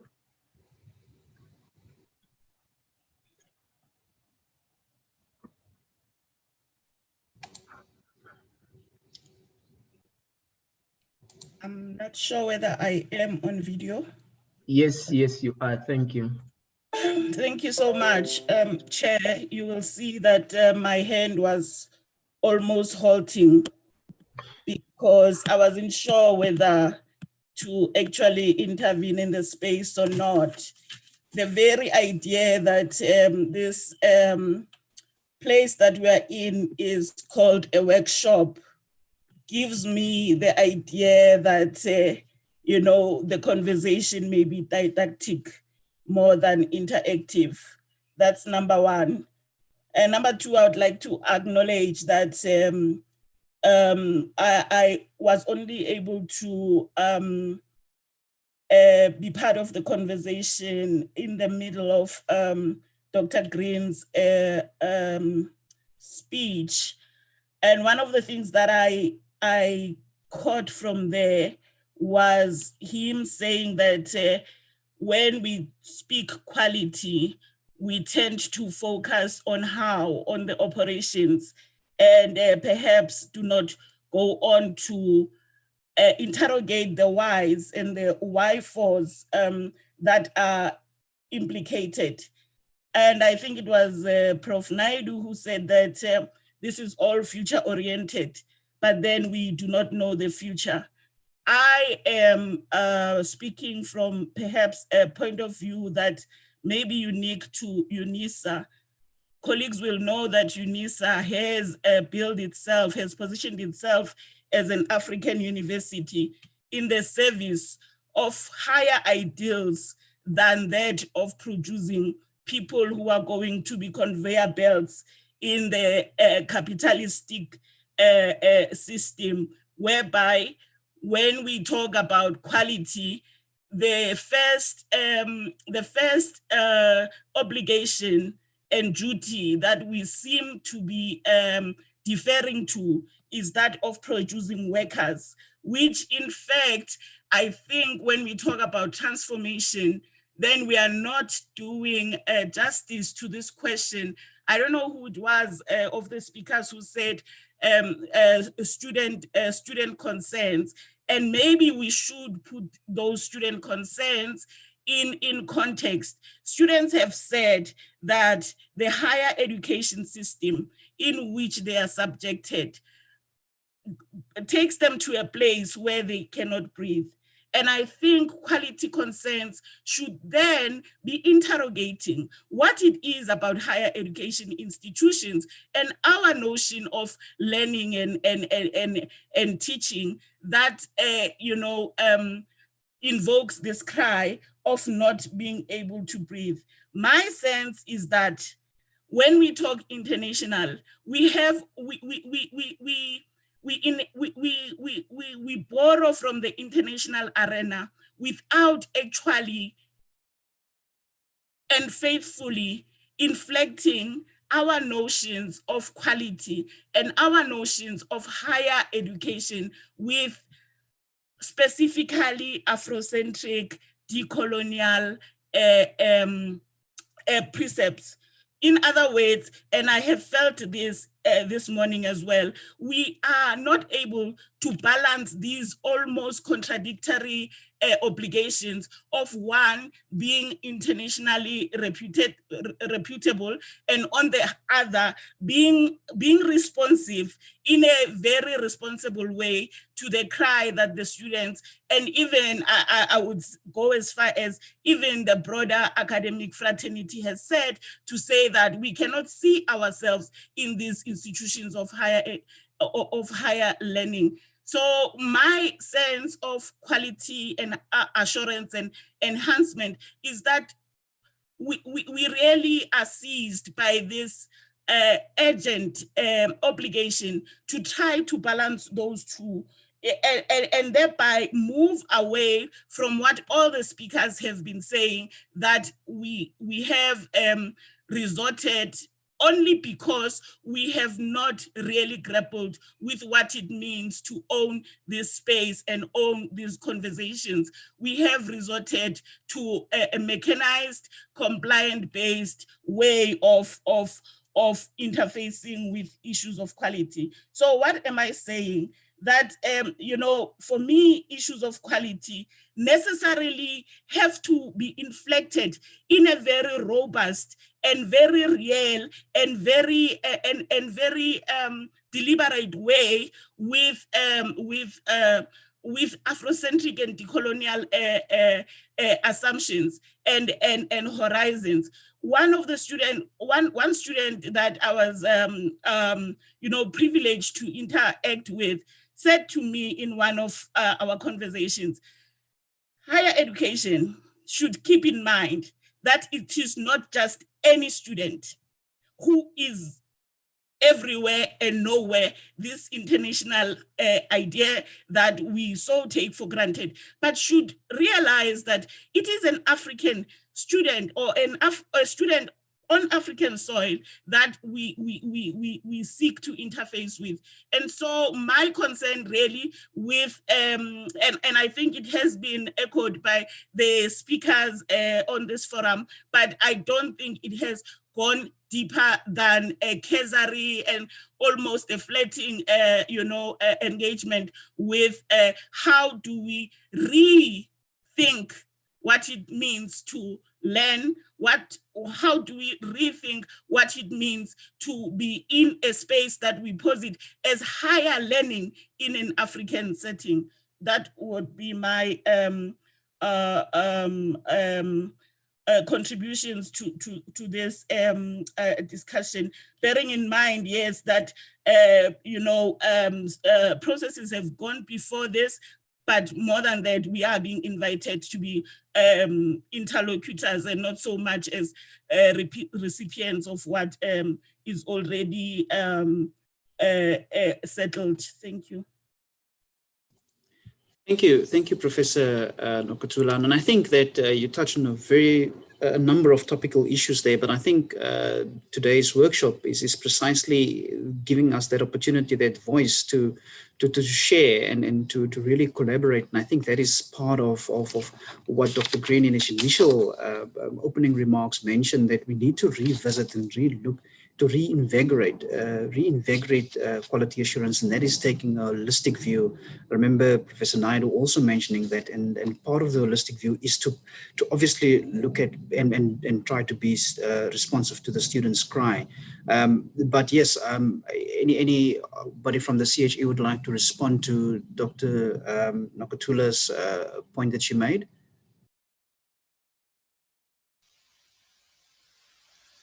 Prof. Naidu's hand is up. Prof. Naidu, you can go ahead. Right, thank you. Please start video. Right, thank you, Chair. You know, I must say thank you so much for raising that point. It is absolutely important. I won't necessarily agree with everything that you have said, but the fact that you have brought it to the fore is extremely important. And I must say that we were very sensitive to this. So for example, the notion of standards and guidelines, there's an African standards and guidelines that was developed as a continental initiative, and that, you know, I participated in, and we use the African standards and guidelines, which is also aligned to the European standards and guidelines, we use that as a benchmark. In constructing the framework, we used a whole range of international advisors, some from Europe, but also from the continent, because I fully agree with you that we need to construct an Afrocentric discourse. But in recognizing that need, we have to start somewhere. And I think what the QAF is doing is creating the space for those discussions and dialogues. You know, working through this remote video type setup, it's very difficult to really have those meaningful discussions. But I think that we need to really talk about that. What is the experience of the African child? What is the experience of the African academic? And you know, having spent probably 2 decades at an HDI and been responsible for academic support, I can tell you that there isn't a real understanding of that. And that's the majority of our students in this country. So I think we need to seize the opportunity and to start those conversations in a very real way, and to construct notions of what it means to be an African student, an African academic, and how do we support that? How do we ensure that our curricula also are inclusive? So I think it's a very important point, and thank you very much for raising it. Thank you very much, Prof. Naidu, for acknowledging the importance of that point. I've noted that Dr. Green's hand was also up. I'm not sure if I can see that now. And then I've seen Professor Stradum's hand up. Would you like to? I did take it down because I also just wanted to acknowledge Professor Shlabangane's input. I think it's critical. I did try to touch on the issues in trying to contextualize the QAF. And I think we must be fully aware of that we can't implement a strategy as if it's just an instrument that is not working in a context. It has to operate and be responsive in that particular context. And I think the whole notion of an African centrality, the decolonization debates have to inform how we move towards its implementation. So I want to invite Professor Shlabangane to kind of come into the debate with us, so that this is not meant to be a didactic approach. It's certainly meant to be discursive in nature. And I think what we have to ensure going forward is that as we establish the range of communities of practice, that will start to unpack implementation issues, that we have the voices that can make these arguments strongly in those communities of practice, so that we lift from the flirting, which I think is the correct word that Prof used at this time, kind of flirting with ideas, to active engagement with those ideas and to embedding them in the work going forward. Thanks, Chair. Thank you so much, Dr. Green, and I fully agree with you. There's an open invitation, and I like the spirit with which the CHE is looking at this. Professor Strydom, your hand is up. You may go ahead. And please turn the video on. Thank you very much for the opportunity and for the way in which the CHE is creating an engagement space. I certainly did not experience it as didactic, but as introductory. I don't think anybody can argue that quality assurance systems need to be contextually relevant and need to speak to them. Maybe just one thing which I want to add to the issue around if you talk about decolonization and so forth, one must just be careful.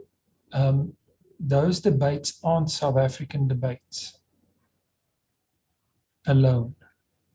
We are working with US colleagues, and our US colleagues indicate to us how much they're learning from South Africa about decoloniality. We are not the only place that's grappling with these challenges. It is internationally recognized that quality assurance need to speak to all these issues, and I would not want us to miss the opportunity to also direct how colleagues think internationally about these issues. I certainly don't perceive it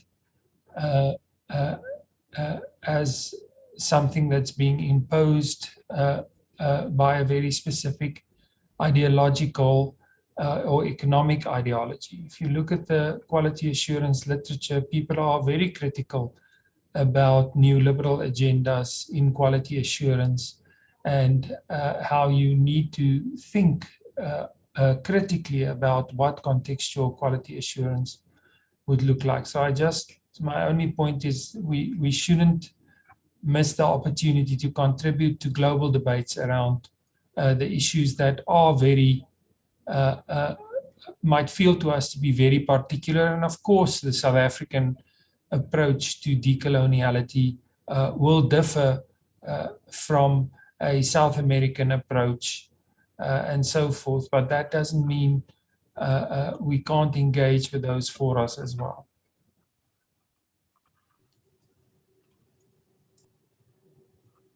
Thank you so much, Professor Strydom, and I also agree with the point you raised, the international approach. And I know that Professor Nakatula mentioned, how do we balance the international sort of perspective or what happens internationally with our responsiveness to the students' cry.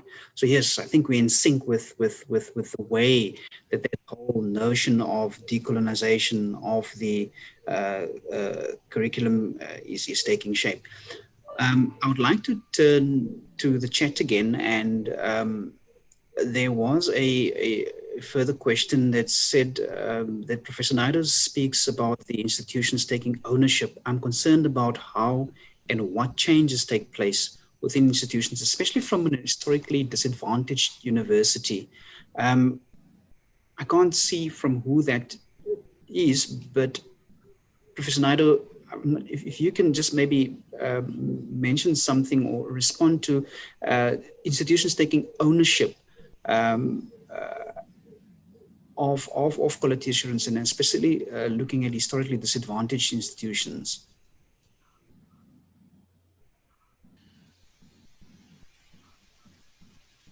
Okay, thank you, Chair. I think, again, sometimes these are the kinds of stereotypes that we have about HDIs and HAIs. And, institutions are not homogeneous. you find that in the different units, be they departments, faculties, etc., there are subcultures that exist. But one of the things that is really important is about the leadership. If the leadership absolutely believes in quality, if your vice chancellor talks quality at every single forum, if it is recognized and rewarded in everything you do, you start to embed a quality culture within an institution. People need to be passionate about it.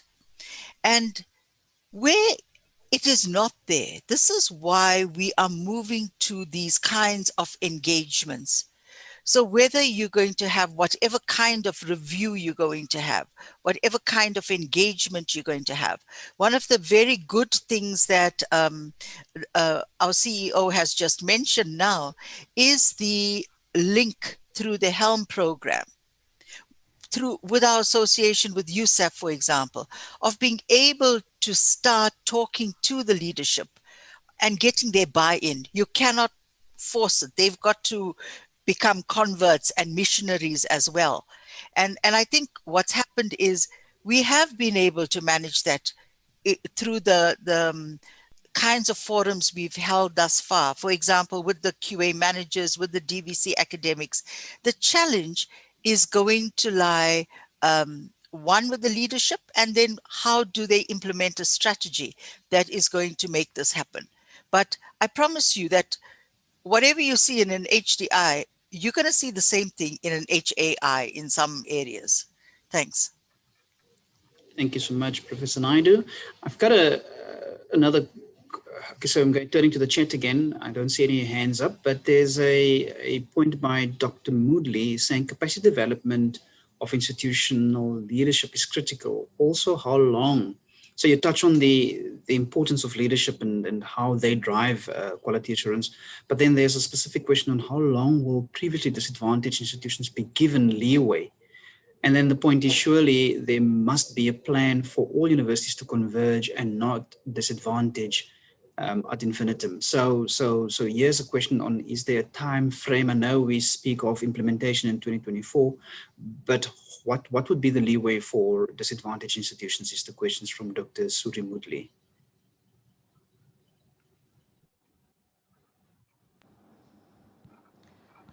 Dr. Green, you may go ahead.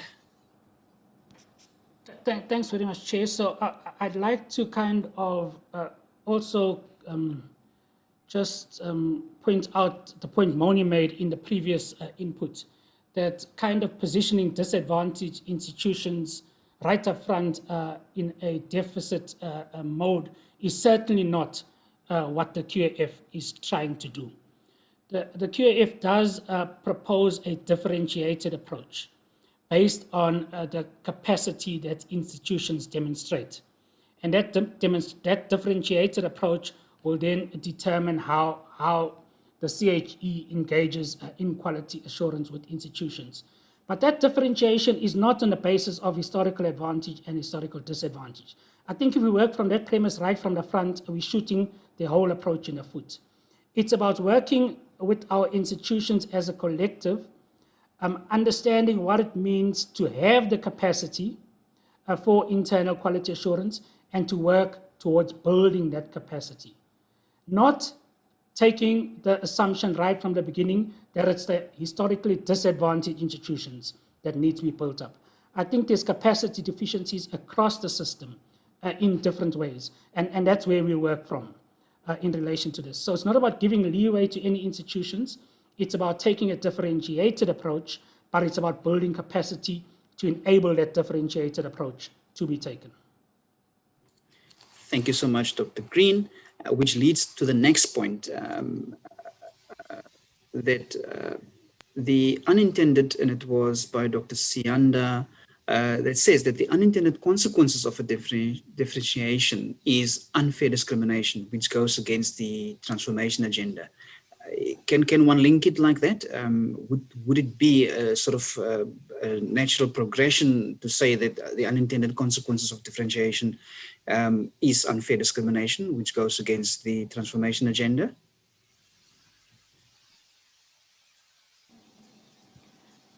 So I think that's exactly what I'm trying to say in the previous input, that if we don't hold the two in tandem, taking a differentiated approach, but building capacity to ensure that a differentiated approach is implemented fairly.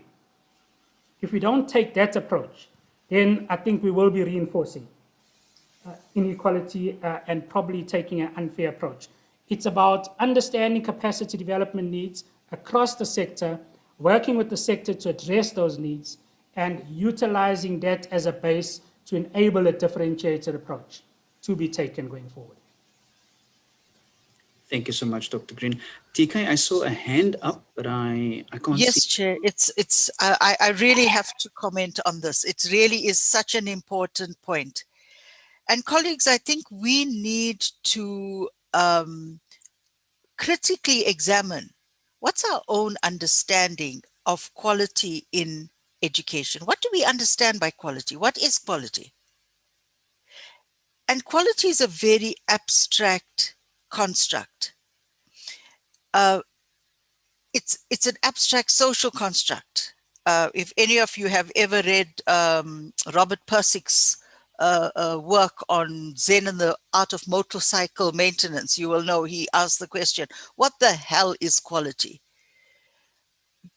So when we look at something, we have different ideas of what quality is. And if you go back to seminal works of, of what exactly is quality, you've got different notions of quality. You've got a notion of quality as excellence, quality as transformation, quality as value for money. And there's about maybe 6 or 7 notions that were first put forward.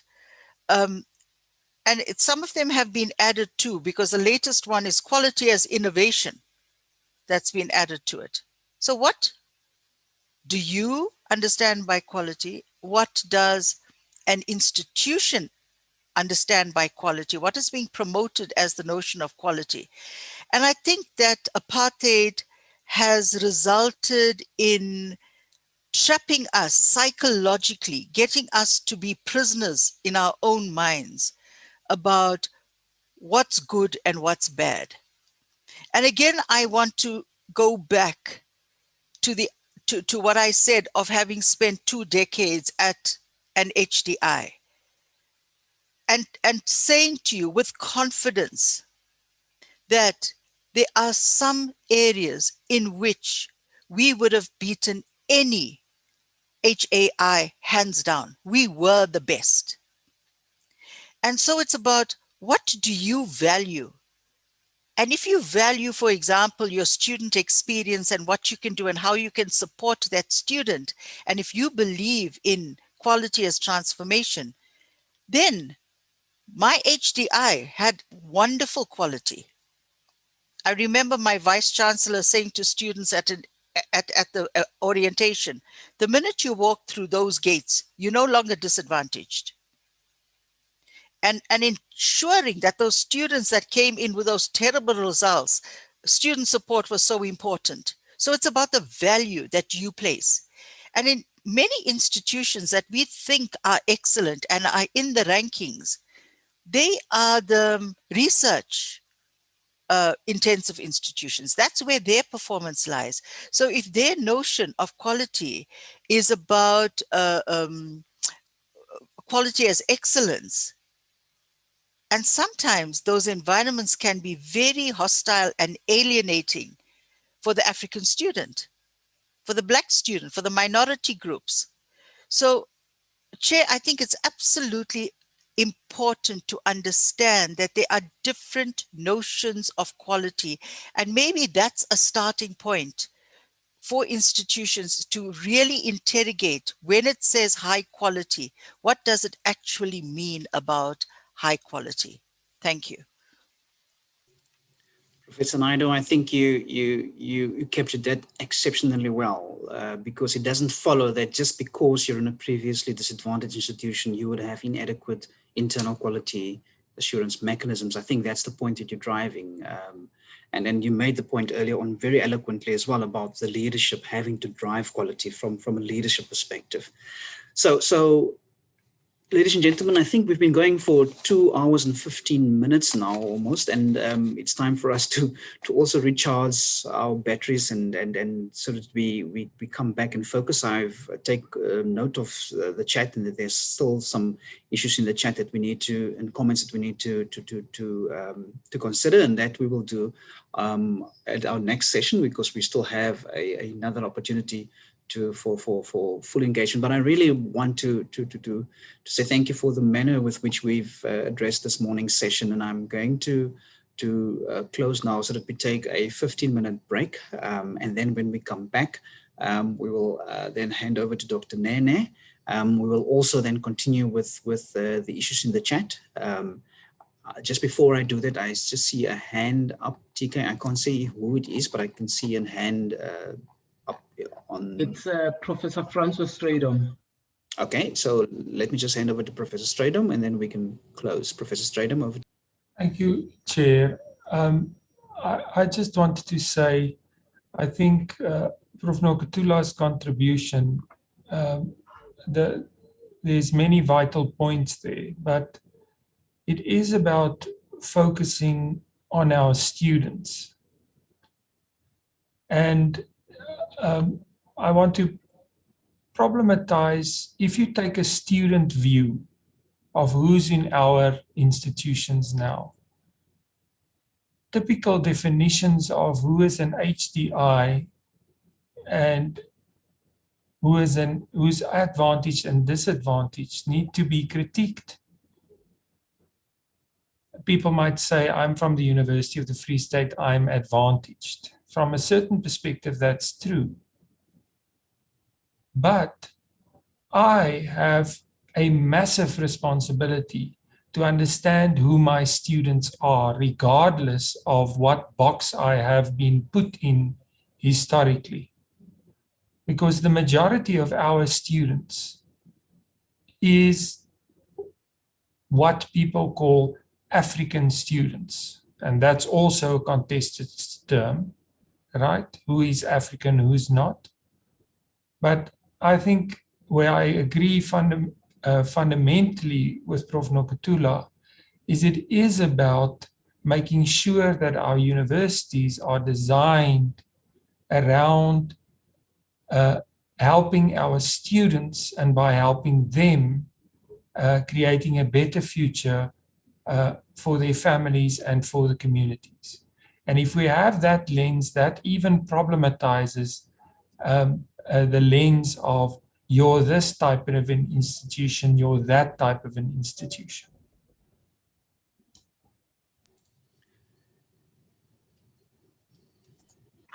Thank you, Prof. Thank you, Prof. Stradom, and just bringing us back to, it is about the student ultimately. So thank you for raising and problematizing that issue. So yes, ladies and gentlemen, colleagues, on that note, let's take a 15-minute break. We will resume at 11:30. And then we will continue this very topical and very interesting conversation.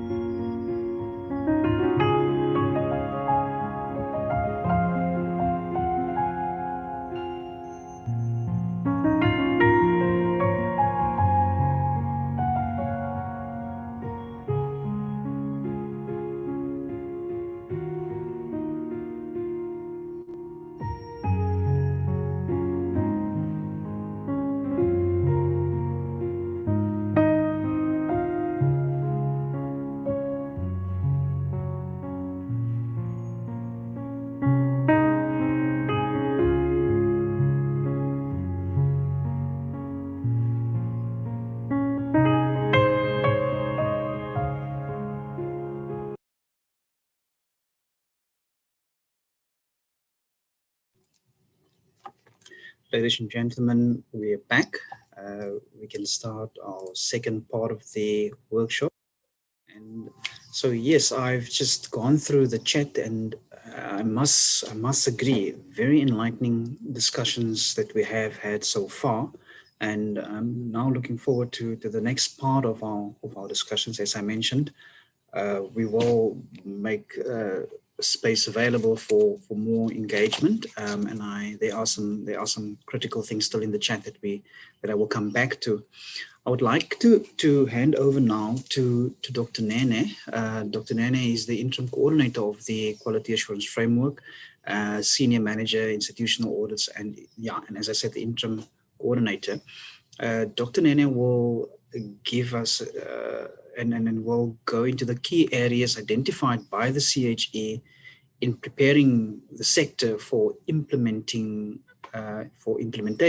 of the quality assurance framework. And so I'm going to hand over to Dr. Nene to take us through this next session. Dr. Nene, over to you. Thank you very much, Mr. Panda, and thank you to colleagues, and good morning.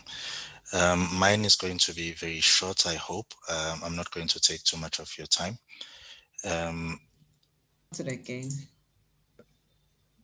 Sorry. Okay, so my focus of today's input would be on the key areas that the CHE has identified. Now, the key areas are not necessarily exhaustive in nature, and given the discussions that we've had earlier today, you could easily say that some of these issues have been identified by those discussions and in some presentations that we've seen earlier on.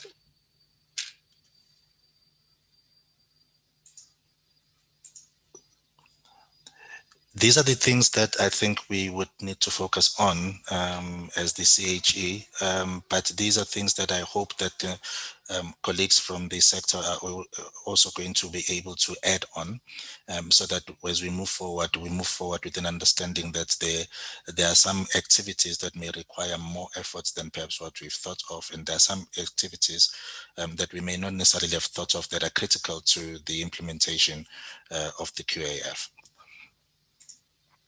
So the first one is the sector-wide capacity development that Prof. Mani has touched, and we've had some discussions on earlier today. And for the CHE, we believe that there is a need to continue with the research that has been done, and to continue to develop our understanding on what the capacity development needs of the sector are.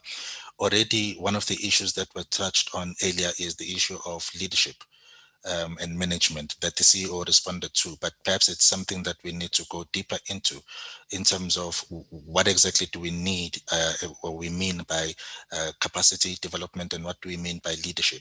Leadership at what level? Do we mean at governance level, at management level, at department level? At what sort of leadership do we require, and how then to go about achieving that over the next few years? And for the CHE, it is also critical to look at what sort of skills we require so that we may be in a position to successfully and efficiently implement the QAF.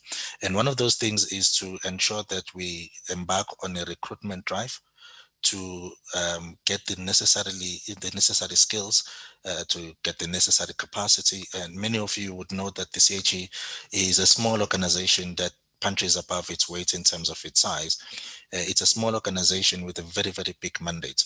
And this, over the past few years, has become a problem because we might have ambitions in terms of what we need to do and the sort of development and enhancements we want to achieve in this sector. But we are by and large limited by not only the financial resources, but also by the human resources that we have as an organization. So we would need to find a way of either beefing up the size of the CHE or ensuring that there is continuous training and retraining of the current staff to ensure that we are able to deal with issues around the QAF. And the QAF is now the overarching umbrella program or project that we have as the CHE, and every other quality assurance function we have must respond to the principles and objectives of the QAF. So we must be in a position not only to provide training and development initiatives to the sector, but also we as the CHE ourselves need to undergo some restructuring in a sense that the staff is able to be retrained. So we would start this process immediately, and it's not going to end by the implementation of the QAF in 2024. This will have to be a continuous process so that we are able to say we are confident that the outcomes of our processes are based on the skills that would be accepted by the sector as necessary and sufficient to achieve the objectives of the QAF and the overall objectives of the higher education sector in this country. Now, for the sector itself, we think that the institutions have to have some kind of assessment of their own internal capacity development needs. Prof. Naidu did touch on this earlier on. It is not possible for the CHE to fully understand what the institutions require if the institutions themselves do not take the time to look at what it is that in fact they would require. What sort of changes would they need, and what would bring about those changes? What would be the enabling capacity needs that would have to be addressed so that institutions are able to attend to the QAF. We know that some of these needs have been stated in our discussions, and some have to do with data analytics skills and data science, some have to do with management, and some have to do with revisiting our assumptions, as we spoke earlier, on what quality assurance means and what sort of processes are there or should be there at an institution to enable a quality assurance process that the institution actually desires. We also think, despite the size of institutions, the context of institutions is such that some institutions may require to recruit more staff or to recruit staff that would have the necessary skills to respond to what is required by the QAF. And we are of the view also that the training and retraining of staff is also a necessary part of this process, because as we move towards a new system, old skills will have to be rehoned, and new skills will have to be obtained, and new ideas, because the QAF really is about a new type of thinking, not just the types of a new process, but how do we think about what we do and what evidence do we have to say that the staff we have can actually deal with this new approach without the need of training and retraining. So our capacity development initiatives from the sector and from the CHE, we believe have to include the training and retraining of staff, both for the CHE and for higher education institutions. Now, we may, as a sector, identify specific areas of capacity development, both for the CHE and for the sector, but we think broadly, these are the main issues that we need to be attending to. Then we think that there is a very important and perhaps urgent need to look at the enabling legislation and policy frameworks, not just for the CHE, but for the whole higher education sector. We've identified some of these legislations and some of the policies that we may need to consider.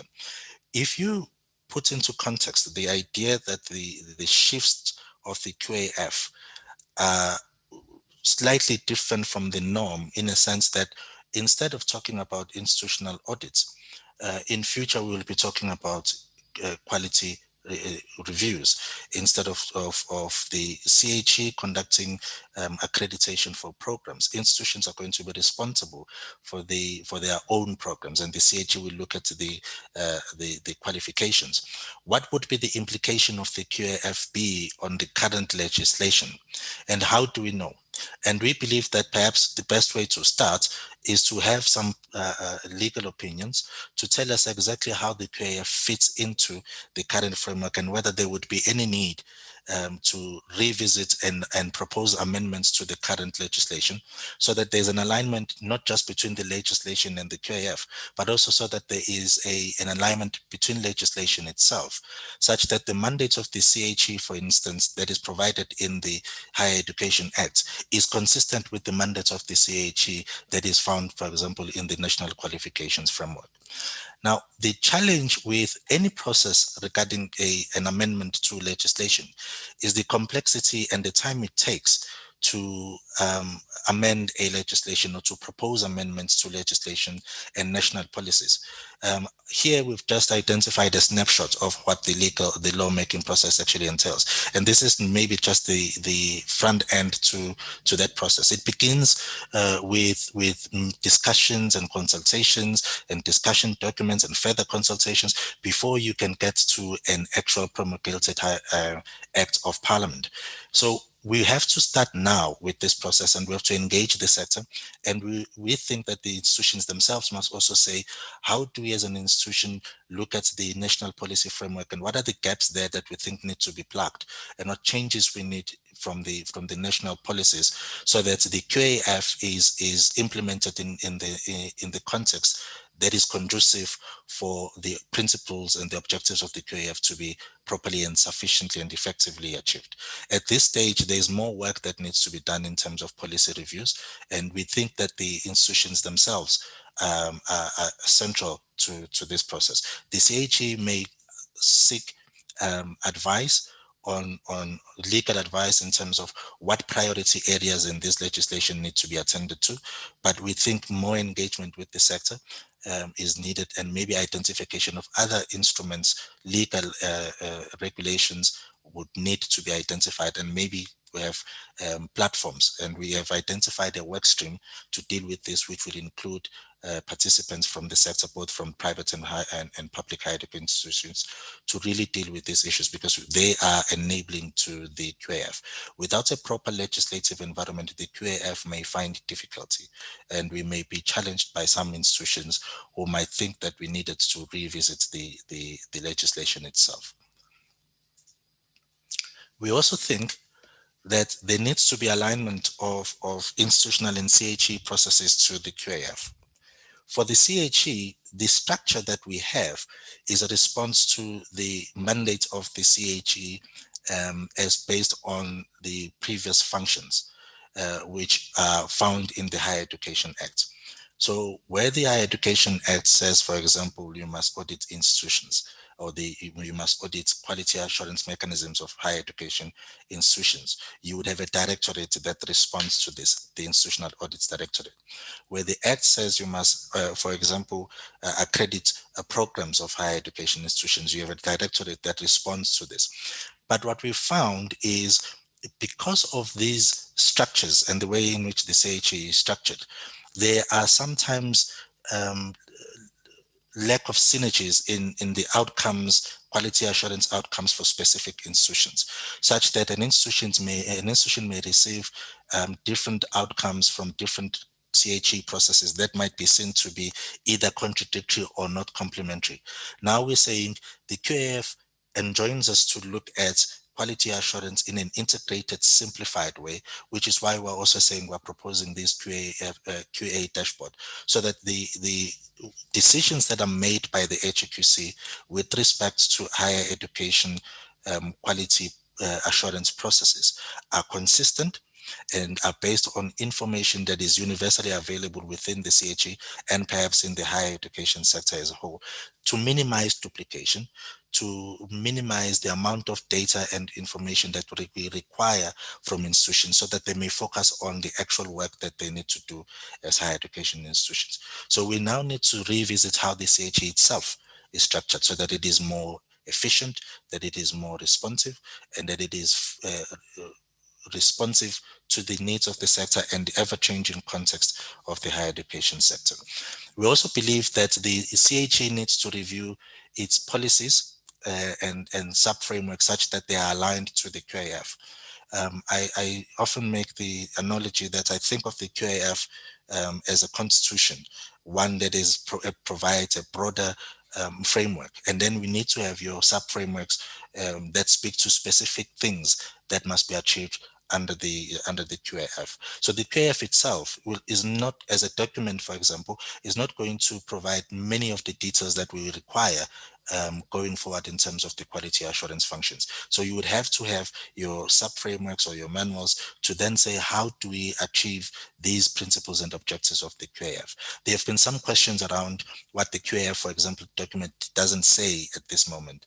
And perhaps we need to ask ourselves if it is designed to say those things, or whether those things have to be expressed perhaps more explicitly in the sub-frameworks through which we are going to be able to implement the QAF.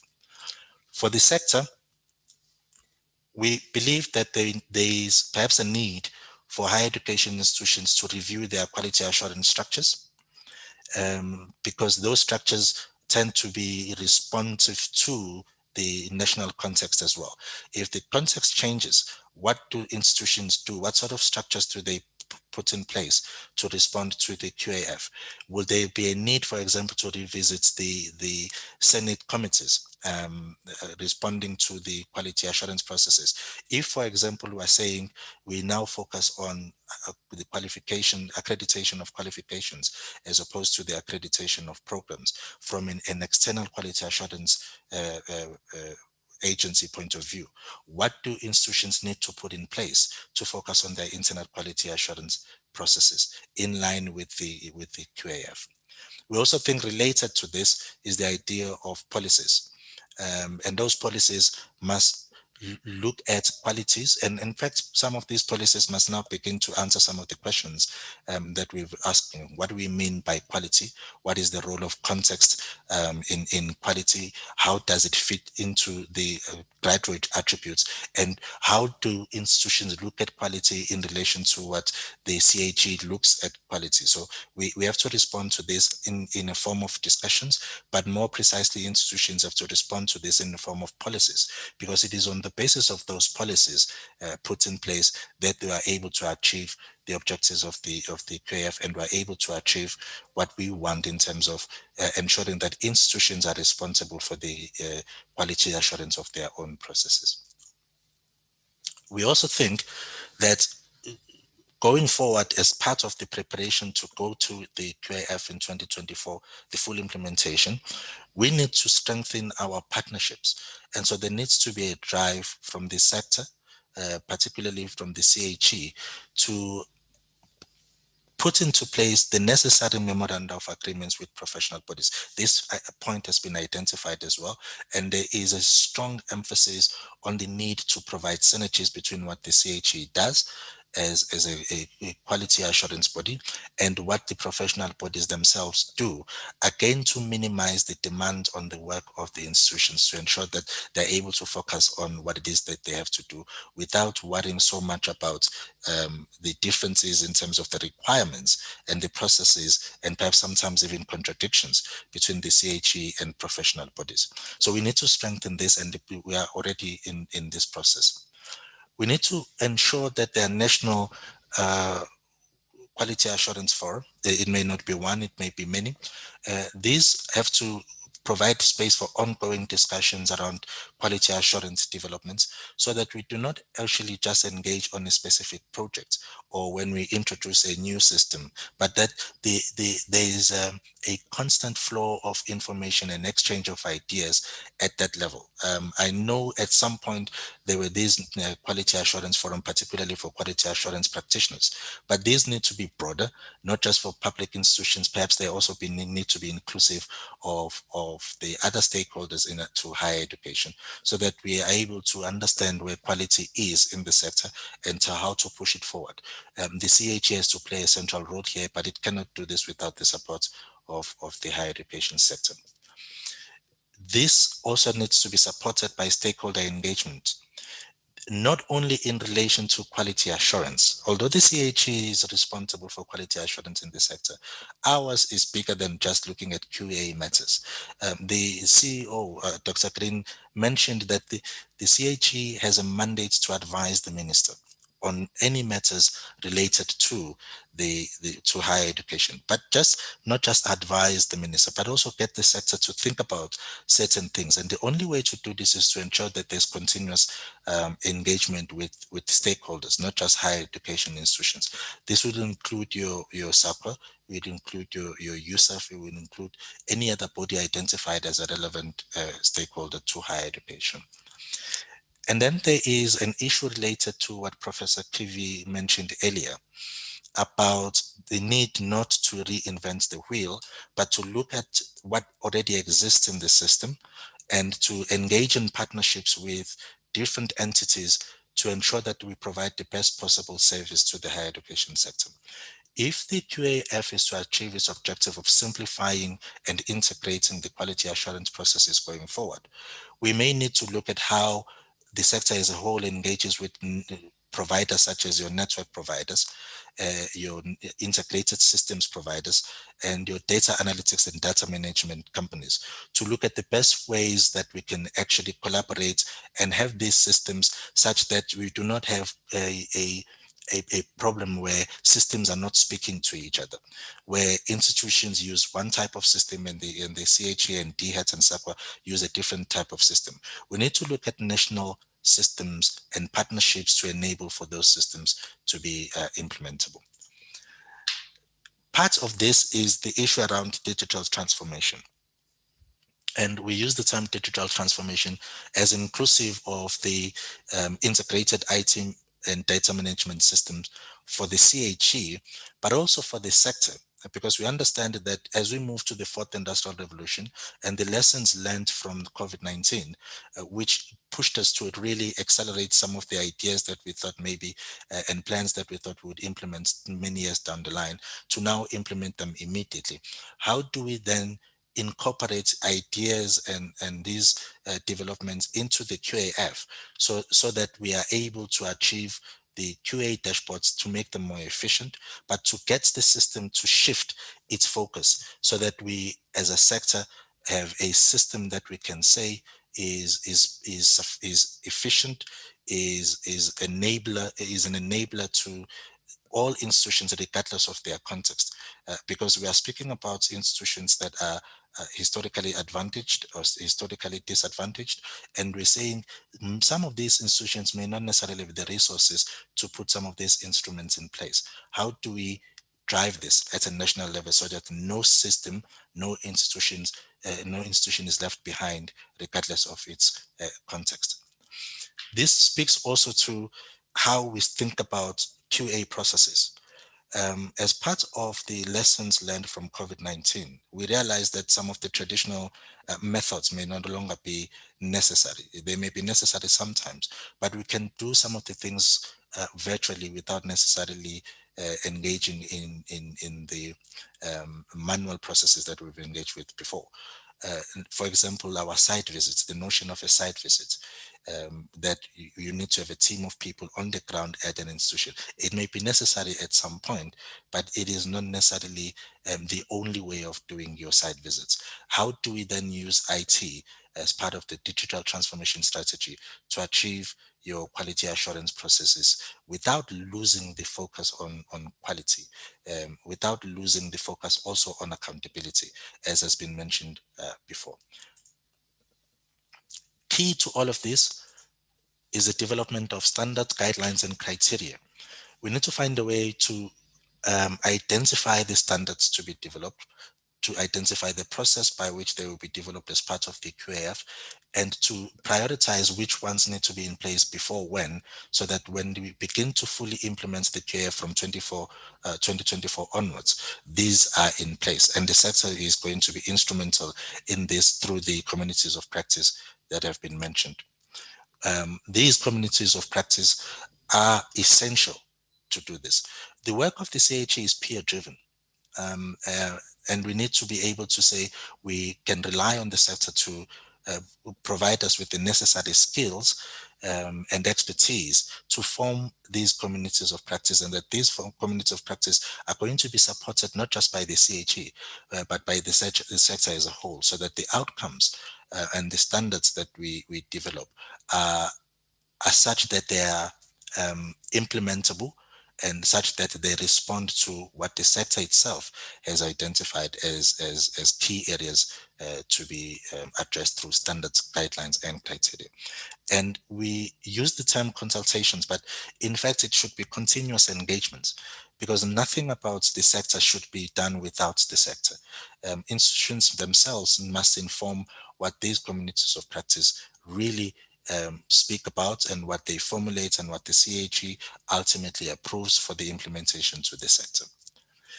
So we believe that these areas are important going forward for the next 3 years, but not limited to the next 3 years.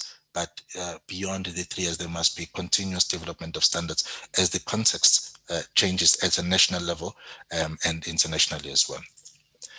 Now, by way of conclusion, these are not exhaustive issues that we've identified as the CHE. We hope that the sector as a whole and participants to this workshop are going to assist in identifying more issues that we need to focus on in preparing for the implementation of the QAF going forward. We think that the research has to inform every part of our discussion and every issue that we've identified as key to the preparation of for the QAF. Research in whatever form is critical, because then we draw on it to say the context is changing in this way, and this is the new type of information we have. This is the new instrument that is being used internationally. How can we adapt it to speak to the needs of the sector? And what sort of instruments can we as a sector develop to be initiative, to be very creative and be to spearhead what we call innovative approaches to quality assurance in the sector. We don't have to rely on development outside our own system. We have to innovate. To innovate, we need to have research. And we would like to emphasize that research going forward is going to be instrumental. And we think that the change management process, not just for the CHA, but for the institutions, is also going to be critical, because we know what happens when change is brought about. There's resistance, there's reluctance, there's hesitancy, there's all types of concern, and we need to manage this process very carefully, not just at the sector-wide level, but that institutions must also be very careful around how they introduce the QAF and the changes around the QAF, so that there is smooth transition between the current and the new that we're trying to introduce. So the 2021 to 2023 is our lead time within full implementation of the QAF in 2024. So for the next 3 years, we are preparing the sector and we're preparing ourselves as the CHE, so that by the time we implement it, by the time we come up with an implementation plan, we are ready to really change the landscape. Thank you very much, Chair. Thank you so much, Dr. Nene, and thank you for that insightful presentation. Much appreciated. You've touched on a number of issues there. I will highlight just a few, and then I will turn to the panelists for any comments, any questions. And I know that just before we broke, Ms. Belinda Worth had a question about the practical implications. So you touched on the capacity development, you touched on the assessment of internal capacity development, the legislative environment, and then of course the reviews that institution needs to take place, need to sort of start.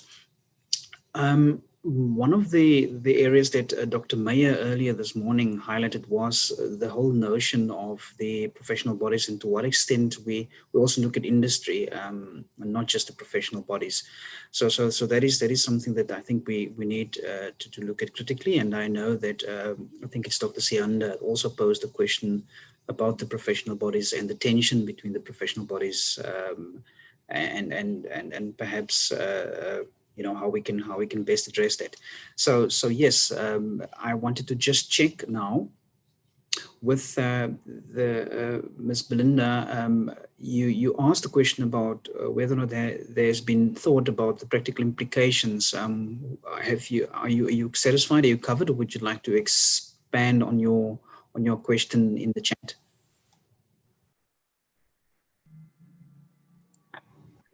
Thank you. Thank you, Dr. Nene, for clarifying a lot of the things that we were wondering. I am at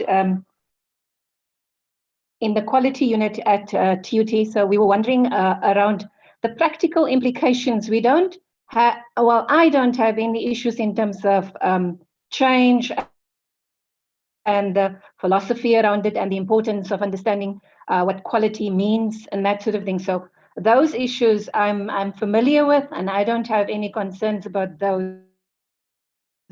I think practically when you find yourself in institutions where a part of the institution participates in the quality assurance processes, and then you have a part of the institution that doesn't participate, and I think Prof. Naidu clarified that we do have pockets of excellence within our institutions. For me, the issue is the location of your quality assurance unit within an institution. Now, the issue of leadership has been identified, and the issue of leadership with an institution. So if you have a vice chancellor and a DBC for teaching and learning and technology within your institution that is on the same page as the developments as espoused in the QAF, then you are a lucky institution, but we know the reality is not the same for all institutions. So my question is still that who would champion the QAF within an institution and would have the backing of the leadership of the institution, because we know it is not the same in all higher education institutions. So it is that more the champions within the institution that would have agency to actually call on the seniors to change and that. And I see the only term I didn't hear, and maybe it is within the documentation, it's the issue of advocacy, and I'm glad that we are reviving the quality assurance forums where we come together and we discuss and discuss intellectually where we're taking the system forward. But thank you, Dr. Nene. It's been a lot of the issues that you've indicated in your presentation has given me an opportunity to think of how practically at an institutional level we can begin to implement the QAF and where to start from. And then of course having to get used to talking about a qualification accreditation and having to get used to talking about a review and not an institutional audit as per in the first cycle. But thank you. I'm very happy with the presentation in just laying out the work for institutions and also in identifying the areas that the CHU will take leadership in. Thanks very much. Thank you, Ms. Worth.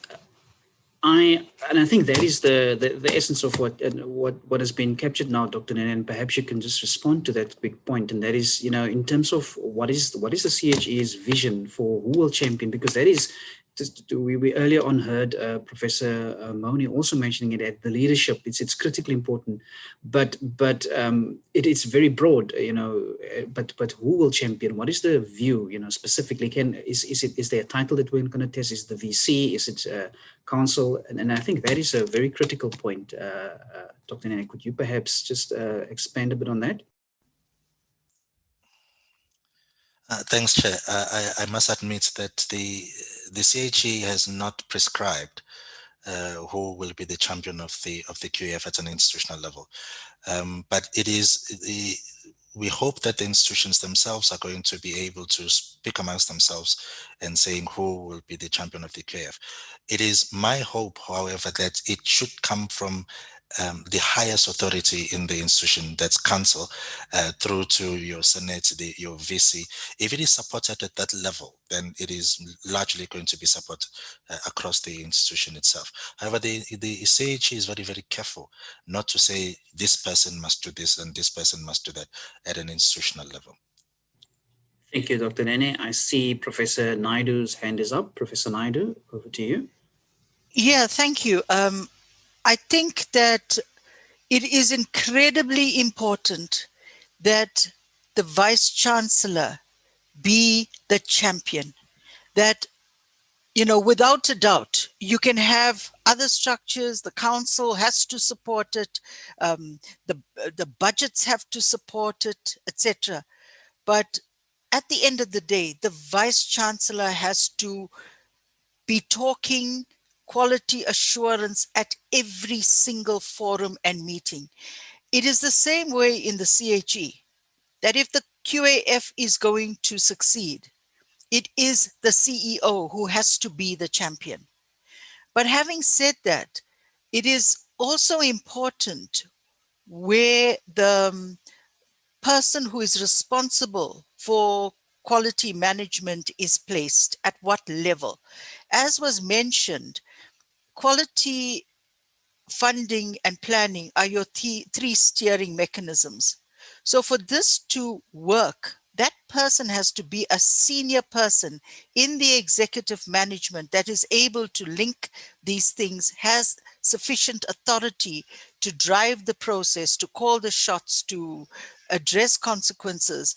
And at the moment, Chair, what we've seen, because we did have during the forums that the consultation forums that I had before the institution sent in their responses, is there was a concern amongst institutions that after the last audit, some of those quality assurance managers, those senior positions have been disbanded, and you've got these people who are sitting in corners in institution that have been relegated to just submit applications for accreditation, for example. They're not part of the actual planning and the executive management function. So I think this is a very important point that has been raised. Thank you.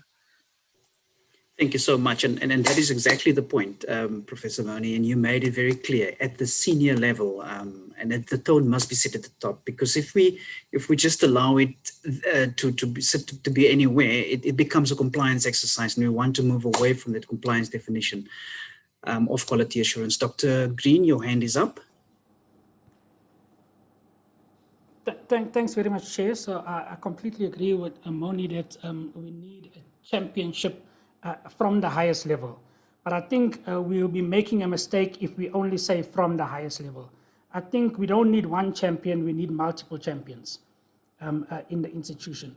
In essence, we need a culture in the institution around the quality assurance approach and the quality assurance framework. I think one of the very useful research projects that underpinned the development of the QAF was the one that examined this exact issue. You know, that if we only stick to structure and trying to put these offices in place and people in these offices around quality assurance without addressing the whole culture of the institution, we're not going to go anywhere. So certainly we need champions, but we need champions supported by structure, and we need a culture across the institution that enables us. And at the end of the day, it's about people and it's about processes. You know, so it's structure, culture, people, processes. And I think that's the kind of vision we have for going forward. Thank you very much, Dr. Green, for explaining that. And yes, a cultural approach to that collective, not just residing, it's coming from the top, yes, the highest office, but if it's a culture, it becomes embedded in the institution. I see Gazani Baloy's hand is up. Gazani, you can go ahead.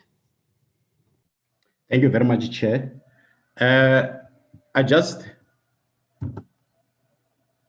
Okay, are you able to hear me, Chair? Thank you very much. Yes. I just thought that I should comment on the digital learning management, the transformation which Dr. Nene has raised. I think it is important to consider that the connectivity continue to pose problems, especially to stakeholders who will be in the rural areas. So in considering these new technologies, it is important to choose precisely the learning management systems that will be also trending, especially in the next 5 years. The learning management system that will not be outdated, maybe probably in the next 5 years. And this learning management system, I think it should be important for institutions also to pilot them in order to ensure that the stakeholders are able to access them as we are reaching out the stakeholders in this quality assurance framework. Thank you very much. Thank you very much, Mr. Baloy. Valuable point. We need pilots so that we can get the lessons learned from that as well.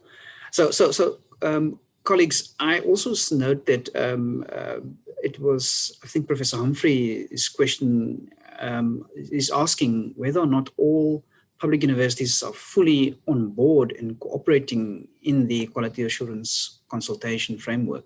I'm not sure if there's a response to that yet.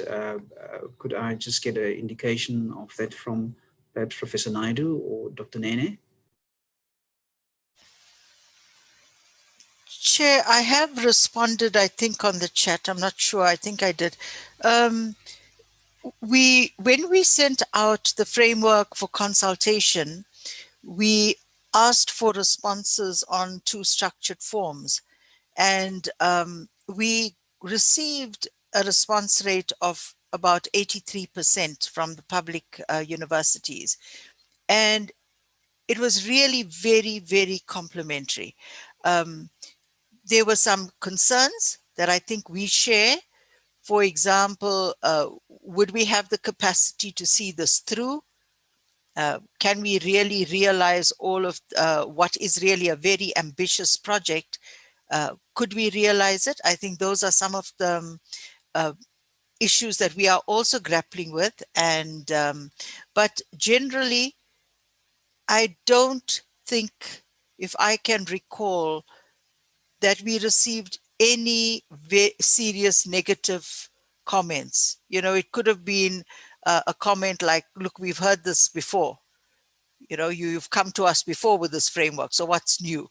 But that was the extent of it. But generally, for the principles, the process, the consultation, they were very positive. But the biggest question again asked was about the how. Tell us how.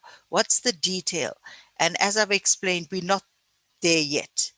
But it's not going to. It can't take too long. So we have already started. Thank you.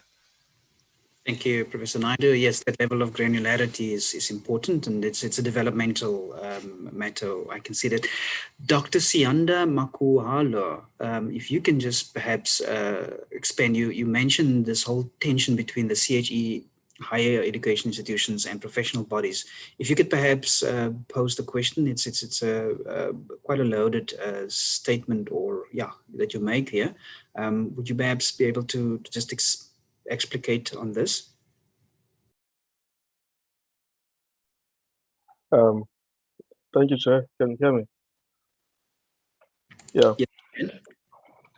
Chair, I think a lot of us that the higher education institutions are experiencing the tension, between ourselves and the professional bodies, and this actually speaks to a number of areas, where there is a tension between the legislation that governs the professional body and institutional processes, that govern quality assurance. It extends to a number of areas, from curriculum development, to what I term interference, in terms of the curriculum development and assessment. It expands to a number of areas in terms of even the planning for what they call reaccreditation visits, for instance, vis-a-vis what the CHE visits, and the authority of these professional bodies, So when you have an accreditation from the CHE and somebody else comes and say they also want to accredit the same program, and they can pull out the accreditation, and it has an impact, on your students, So I think these tensions, they really need to be ironed out, and I think the CHE needs to prioritize that. Thanks. Thank you so much, Dr. Sianda. Dr. Nene, that's very clear that there needs to be a sort of a way forward in managing these tensions. Any response to that?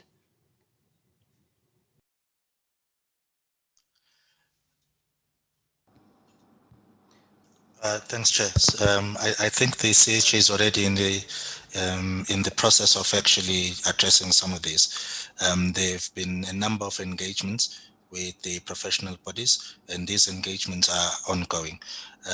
When the process will be completed, I'm not able to say. Perhaps the CEO would be able to respond to this, but certainly this is given the attention that it requires. Thank you so much, Dr. Nene. And then I see Dr. Green, your hand is up. Thanks very much. I actually wanted to direct the question to Prof. Moni. Prof. Moni has been working with this issue quite strongly over recent years, and it has culminated in a draft memorandum of agreement that we're going to take forward with each of the professional bodies, specifically dealing with some of the tensions that the colleague has identified. So, Moni, can you just give us kind of a sense of where we are with this? Thank you. Yes, so we had a group of professional bodies that form part of a little working group that assisted us in developing this memorandum of agreement. This memorandum of agreement consists of two parts. The part A is a generic part, and it lays down the principles of working, and it's grounded in the fact that in terms of the NQF Act, the CHE has the sole responsibility as the Quality Council for Higher Education for quality assurance functions, particularly in relation to the academic project, the curriculum, etc. And that we recognize that professional bodies play a very important role in this space, but the lens is different. It is about the licensing of the graduates to practice. Now, Chair, this is a contested terrain, partly due to the fact that when the NQF Act was promulgated, there was no addressing of the acts of these various different professional councils that actually fall under different ministries. And there's a whole issue around funding and reporting and all kinds of things. So it's not an easy thing. In some cases, some of these professional bodies, their acts were promulgated in about 1940 something and have never been reviewed. But so we're working on this MOA from a standpoint of saying, this is who we are. We want to collaborate with you. But if we do collaborate with you, you have to accept the fact that we are the Quality Council. We will take your findings into account. You will have to work along the same principles as we do, for example, a cost recovery model and various things. And then the part B for each professional body would be where we need to customize that part in relation to the particular legislation. So if we get this right, it's going to be a huge move forward, but it is voluntary. We're not going to force the professional bodies. And I think there is an incentive at the end of the day, because if you look internationally, where the professional bodies work very well with the national agency, they play an incredibly important role in a way that the national agency could even delegate that function to the professional bodies. So we're hoping that that kind of incentive would lure the professional bodies to work with us in a more collaborative way. There are some professional bodies that are banging on our door from last year to please sign. But there are others that are really challenging our authority. So that's basically the background information that I can give you. Thank you very much, Prof. Naidu and Dr. Green for sharing that background and just explaining exactly where we are with regard to the professional bodies. It seems like it's a balancing act between to balance those tensions. There's a question by Emily Mabote, and Dr. Nene, I'm going to turn to you. In the chat, I think partly you did touch on it, partly, but just to maybe for Mrs. Mabote's, just for completeness, she asked, capacity development, will the CHE follow a differentiated approach towards the quality assurance framework capacity development to accommodate those institutions at different levels of advancement with regard to the internal quality assurance systems? Dr. Nene? Short answer, Chair, yes. We would have to do that because we understand if we emphasize differentiation, we would have to emphasize it throughout. There will be sector-wide, depending on the needs assessment that we are currently going to conduct, just to reinforce what we know from the previous round. But there will be a need maybe to target some of the development initiatives. We may be required, for example, to look at specific institutions or institutional types so that we engage with them in terms of what they do, in terms of where they are in the system, so that each institution is confident that the interventions from the CHE are appropriate to that context. So we would not just willy-nilly choose when to differentiate and not to differentiate. That principle is a principle that is embedded in the QAF. So yes, we will indeed do so. But this will be based on the needs assessment and the feedback from institutions and the research as well. Thank you very much. There's a suggestion by Madoda Makola, who says that the CHE need a special workshop for VCs. I'm not sure, Madoda, if you'd like to just say a little bit more about this, or what is the intention with is it to get them to sort of champion this, or what is the thinking behind making the suggestion? Madoda? Okay, thanks, Chair. This came up when we were discussing the issue of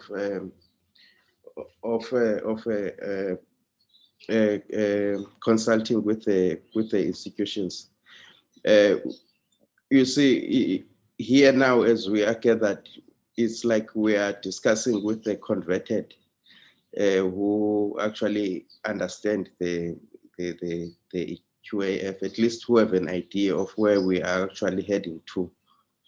But practically speaking, when it comes to the institutions themselves, I do not think we are at the same level of understanding.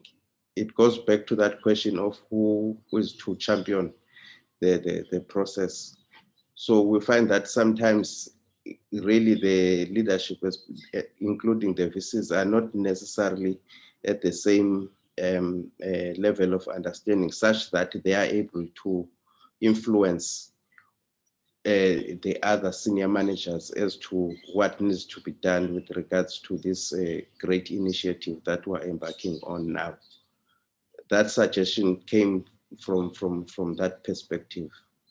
That would also perhaps include the other executives within the institution, so that we make sure that the culture that we talked about is actually also influenced from the top,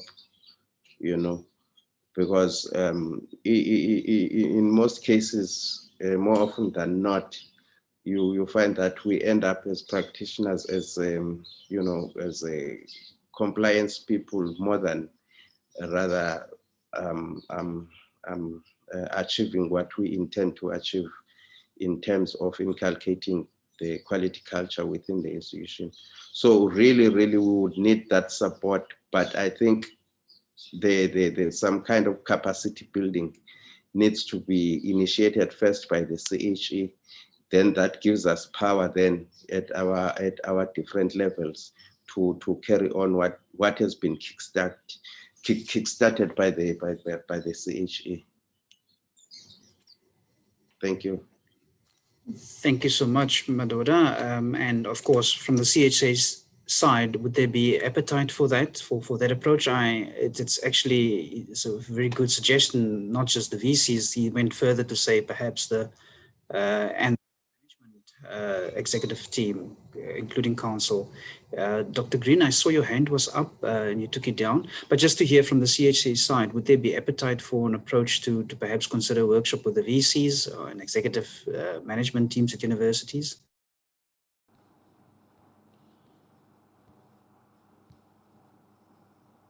Thanks, Chair. So I did put a response in the chat.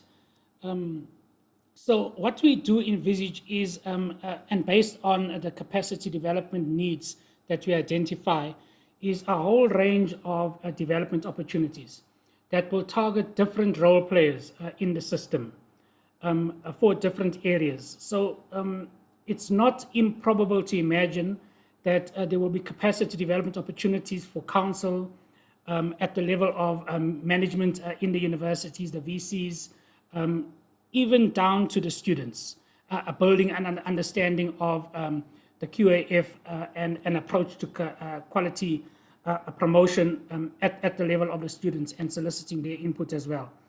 We envisage doing this through the creation of an online platform that will enable both directed and self-directed learning to be used. But delivery through people leading facilitated sessions, but also capacity development that people can take on their own, in their own time, not in real time. So that's a kind of approach, a very broad approach, and trying to tap into the capacity development needs across the sector. Thank you very much, Dr. Green. And I see the chat. I'm trying to navigate between the hands in the chat, and I see the chat came in. So yes, thank you for your response, and it's also there then. Mr. Odwa, and we dealt in part with this, but you ask, do students form a key part in the consultation process for the implementation of the QAF? Also, will there be capacity building initiatives dedicated to students' understanding of the QAF and how it's implemented? What roles should students play in the QAF internal and external processes? I want to just check with Mr. Otwa throughout the chat, and I know Dr. Nene touched on it. Has your question been sufficiently answered, or do you still need some discussion about the students' role in the consultation process? Thank you, Chair. I think it's only a small part that was covered, the one relating to capacity building initiative. But my key question is, what roles do students play in the whole QAF, both in the IQA as well as the external quality assurance processes? So this should be made explicit, I think, so that universities themselves, or higher education institutions, understand what roles and how they should really give students the platform to really participate fairly in the quality assurance systems. Because with previous experiences, you could actually find that there is I don't want to say marginalization, but in some institutions it is felt that the students, since they come in to study qualification, do not really have a voice, in improving the systems relating to planning and delivery of qualification, as well as the system for managing the whole academic project in a particular university. Thank you. Thank you very much, Mr. Otwa. I see Britta Zawada's hand is up. You can go ahead.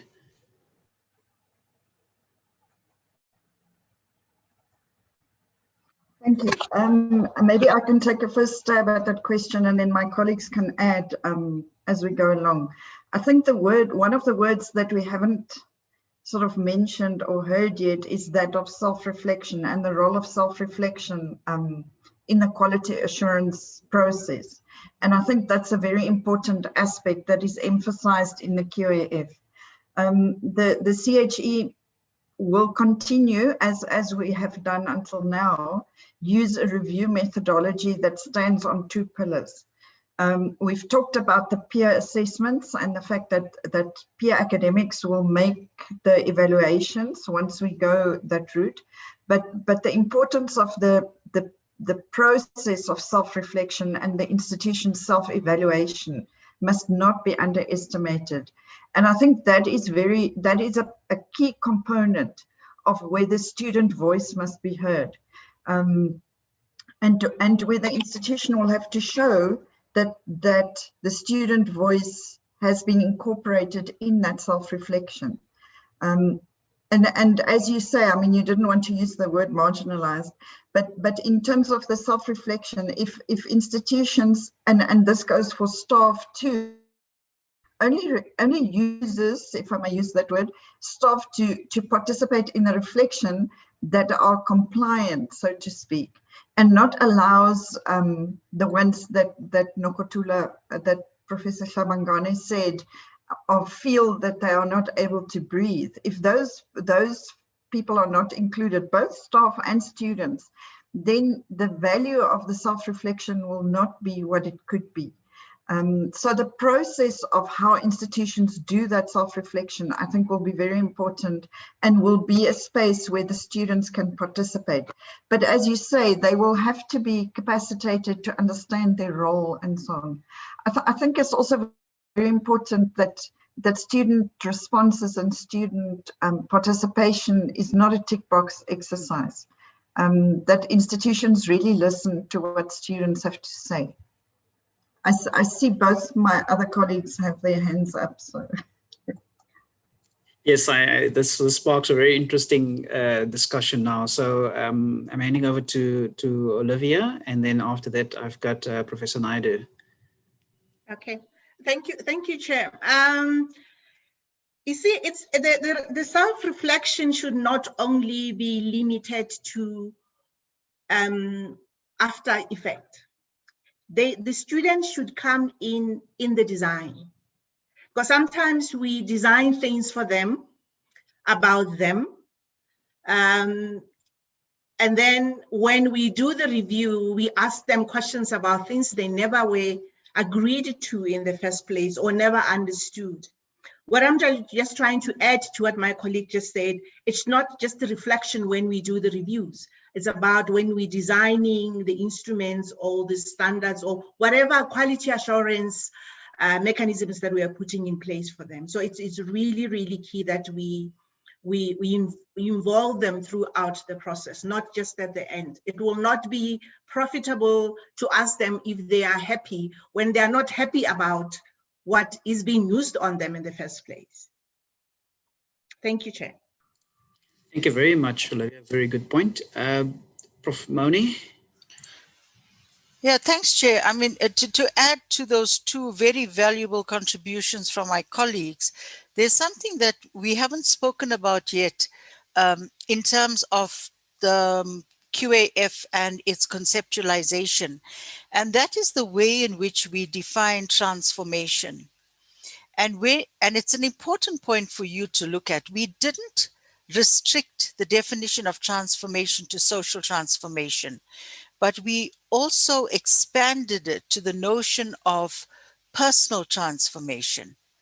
Because a student that enters an institution, a staff member that enters an institution, through a reflective process, you need to be able to grow, to learn, to change, to shift ideas, etc.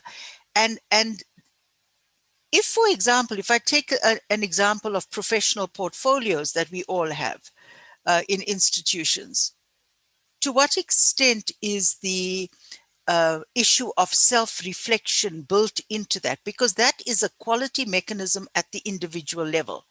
The same as for students. They need to be able to reflect right up front at the beginning. How do they want to grow? How do they want to change? And be able to set their goals and to be able to reflect on that. So the quality is not looking just at the institutional and the academic and the discipline. It's also focused on the individual. And if we can do that, if quality can become something personal, we would be able to really win in this game. Thank you. Thank you so much, Professor Naidu. And also to add to what you're saying, is something personal is what Dr.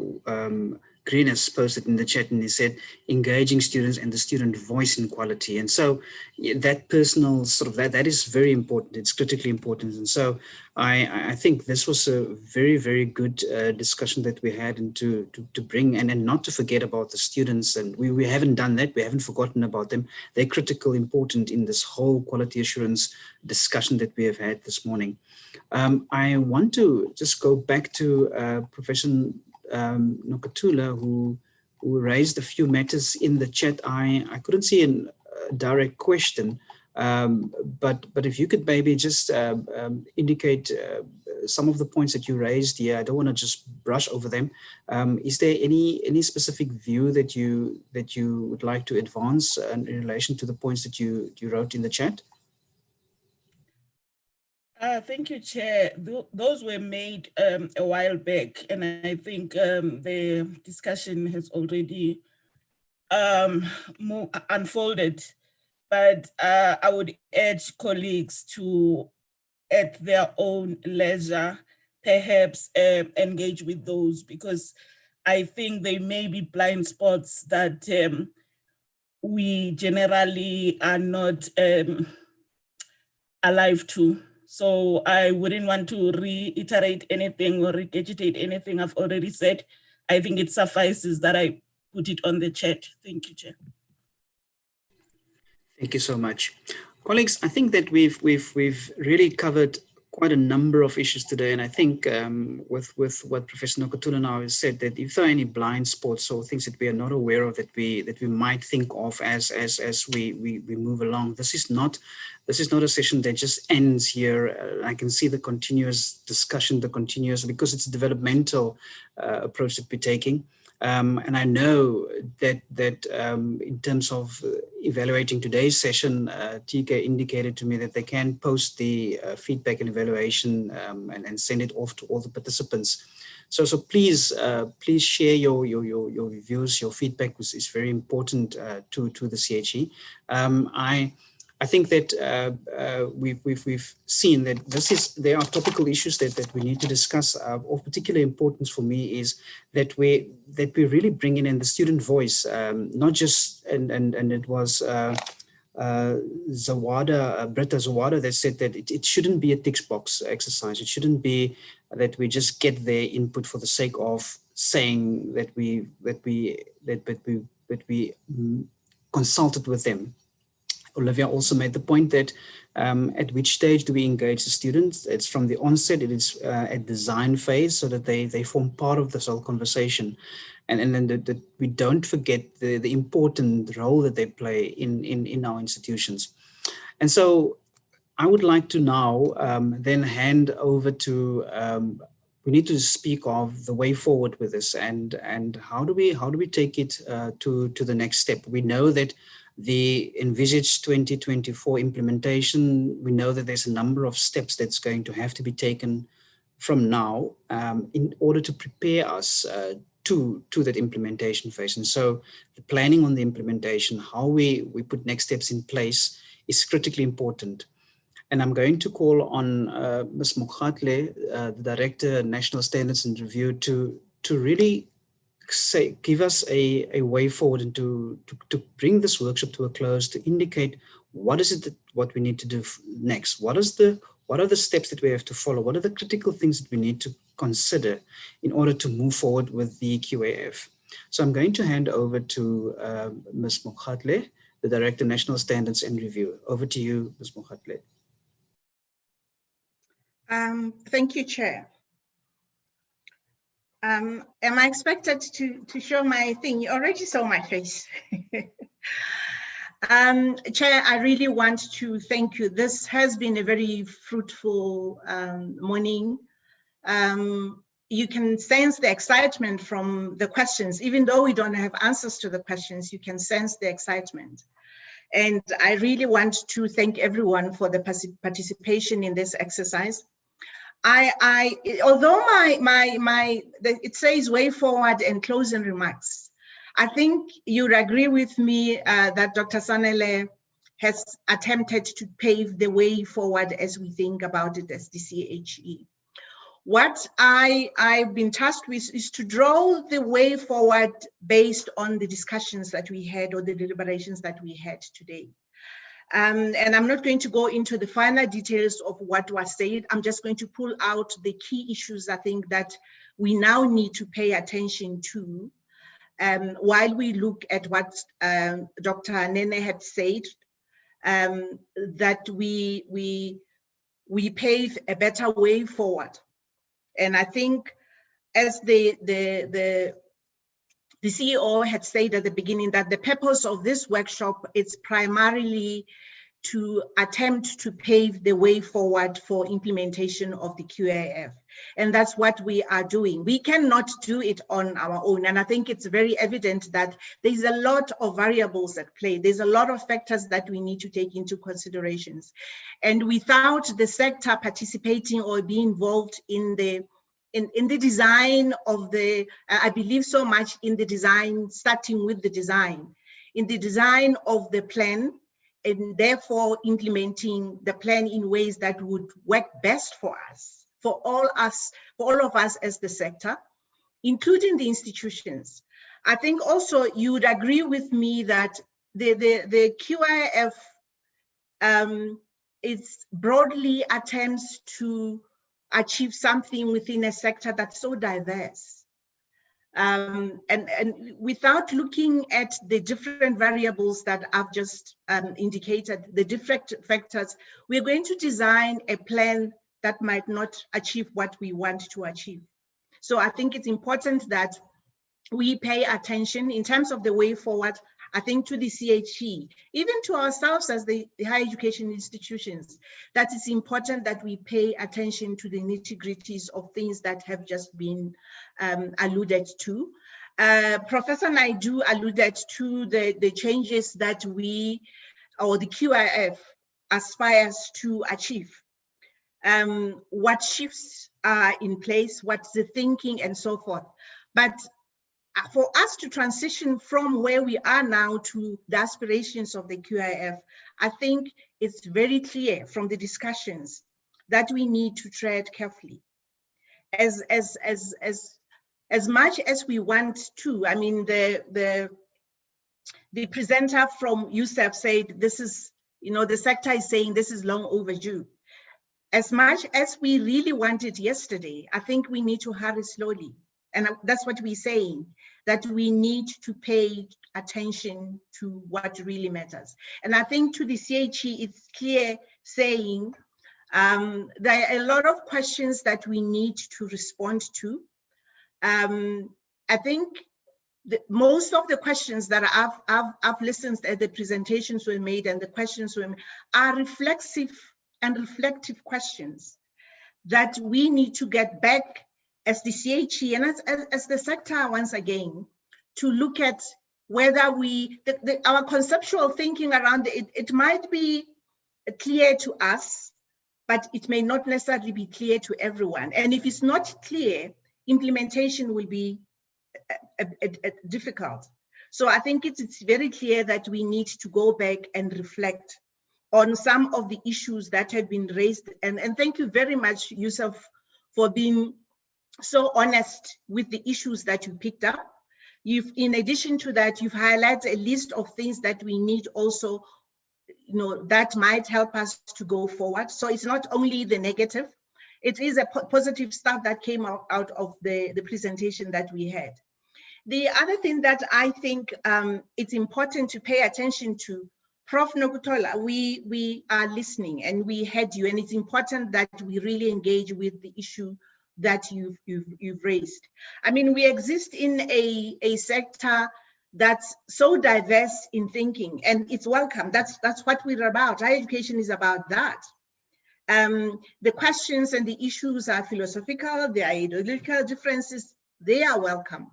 So I think we need to go back and think very carefully how we can then transition with all those things. We cannot solve everything, but we are able to work around certain things or work with certain differences that exist in the sector. That's how the sector works in any case, that there are differences in terms of thinking about certain things. Otherwise, we we wouldn't be truly a higher education space if we were a uniform in thinking about certain things. So what I'm trying to say is that to the CHE, there is things that we need to pay attention to when we develop the implementation plan, given that the sector is not a homogeneous sector.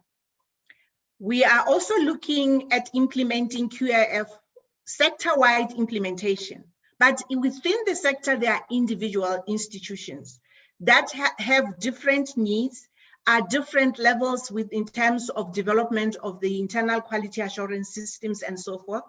Those things need to be paid attention to. So in terms of the way forward, those are the nitty-gritties, I think, that are probably lacking. And the questions that I hear being asked is, how are we going to navigate these differences? And is the implementation going to perpetuate the differences that we see or not?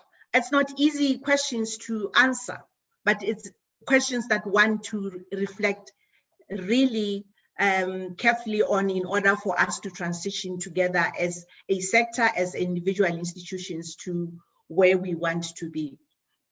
And to Nogotola's issue, it's saying, much as we desire to be global, it is important that there is a balance between being globally responsive and contextually relevant. So these also are the issues that when we design our quality assurance systems, we have pay attention to those nitty-gritties. And to what end? Again, the fact that the students, sometimes when we're talking these big things, we forget that we all, to what end? We're all doing this for the students to facilitate learning and teaching in the higher education space. So I think these are reminders that sometimes when you are operating at this level, you tend to forget them. But we need to be mindful of the differences, mindful of where we are, and also mindful of the different key stakeholders. Other than the variation in terms of the different institutions, we've got different stakeholders at different levels. We've just been talking about the leadership of the institution. Where do they fit in this? So our implementation plan and capacity development initiatives should be wary of the differences so that we know when, at what time would be appropriate. As the person raising the question was saying, so that we get the necessary support. So even in terms of timing, when is it appropriate to bring in the leadership of institutions so that they when we now move on wholesale in terms of implementation, we find a conducive environment at the institutional level that would allow for those that are doing the groundwork to do their work. So this is what I'm getting from the conversations that we have, and this is what should inform our way forward in terms of now looking at what competencies are we picking up, what are the gaps, who at what paces through the 3-year period, and what are the kind of activities are we going to be embarking on with whom. I think this is what I am hearing in terms of the way forward. But I also welcome the fact that this QIF seems to be so well received. We may have to clean up a few things or clarify a few things or go back and rethink certain things. But I think the sector has been waiting for this for a very, very long time. I can say that having worked in the CHE for this long, involved in the standard development process and the national review, that our thinking around how we do quality assurance, if transformation is to be, then I think our approaches that are underpinned, by the way, by certain theories. We seem to do, sometimes I think, as quality assurance people, we emphasize more on the practice and we forget the underpinning theories or knowledge to our practice. And sometimes when we fail to explain, working with academics, intellectuals, who would want to understand why we're doing what we're doing? We leave that behind. And I want to emphasize the fact that much as we want to now put this into a practical project, we should not leave out the understanding of why we're doing what we're doing. When we truly say we want to be reflexive, what we generate, the solutions should be generated using the methodologies that we have subscribed to in the QAF. We should truly do that. It shouldn't be mechanical exercises. I think it's time that we move forward, or we move up in levels, not forward. Up in levels, get deeper into understanding why you're doing what you're doing so people understand us. And also, don't forget why we're doing that. It's about the students. It's about being contextually relevant and also making sure that they are globally able to survive. So I would want to say in that way that I think we've had you, Yusuf, we've had, and I think there will be a lot more notes that we will get so that we refer to. And there's going to be a lot of notes that came out of this meeting that we will use to reflect on how to engage going forward. There is another meeting tomorrow with the other part of the sector. I think with this and what would happen tomorrow, we will be able to craft the way forward in a way that we are relevant and responsive to what the sector is saying, and therefore crafting a way forward that would get us to exactly where we want to go. And that it's important that we go there together, so that, as the CEO was saying, we're crafting this, we can't leave anybody behind. So the journey is the journey that we are taking together. It's not a CHE journey. The CHE plays the facilitatory role, just as you saw in the development of the QAF. The plan should be the same.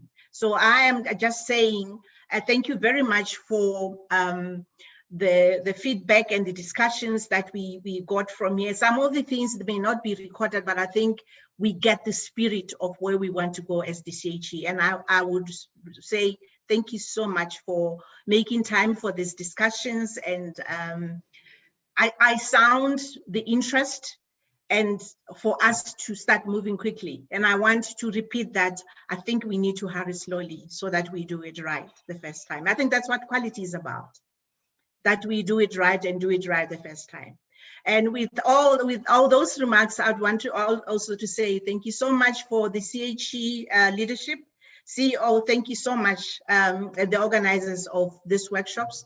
And to you, Chair, thank you so much for facilitating this so well. And I think everyone agrees with me that you gave everyone an opportunity to ask responses, and you probed the right way. You are a quality person. You know how to probe this thing and to get what we want from people. And thank you so much. And with that, from the CHE, once again, thank you very much. We've had you. Thank you so much, Ms. Mokhatle. And ladies and gentlemen, with those words, thank you very much for attending and for participating in the way that you did. I think without the engagement, we would not have been such a success, but I would like to acknowledge again all of the hard work, that there was a lot of work that went into this. I could see from the planning, and then it came to a very good conclusion today, and the participation was well received. And also just to remind you, and TK just posted in the chat that we can follow the recording on the YouTube account, and also please subscribe to the CHE YouTube account and look for more events right there. Ladies and gentlemen, with those closing remarks, thank you very much again, and go well, be safe till we meet again. Bye-bye. Thank you. Bye-bye.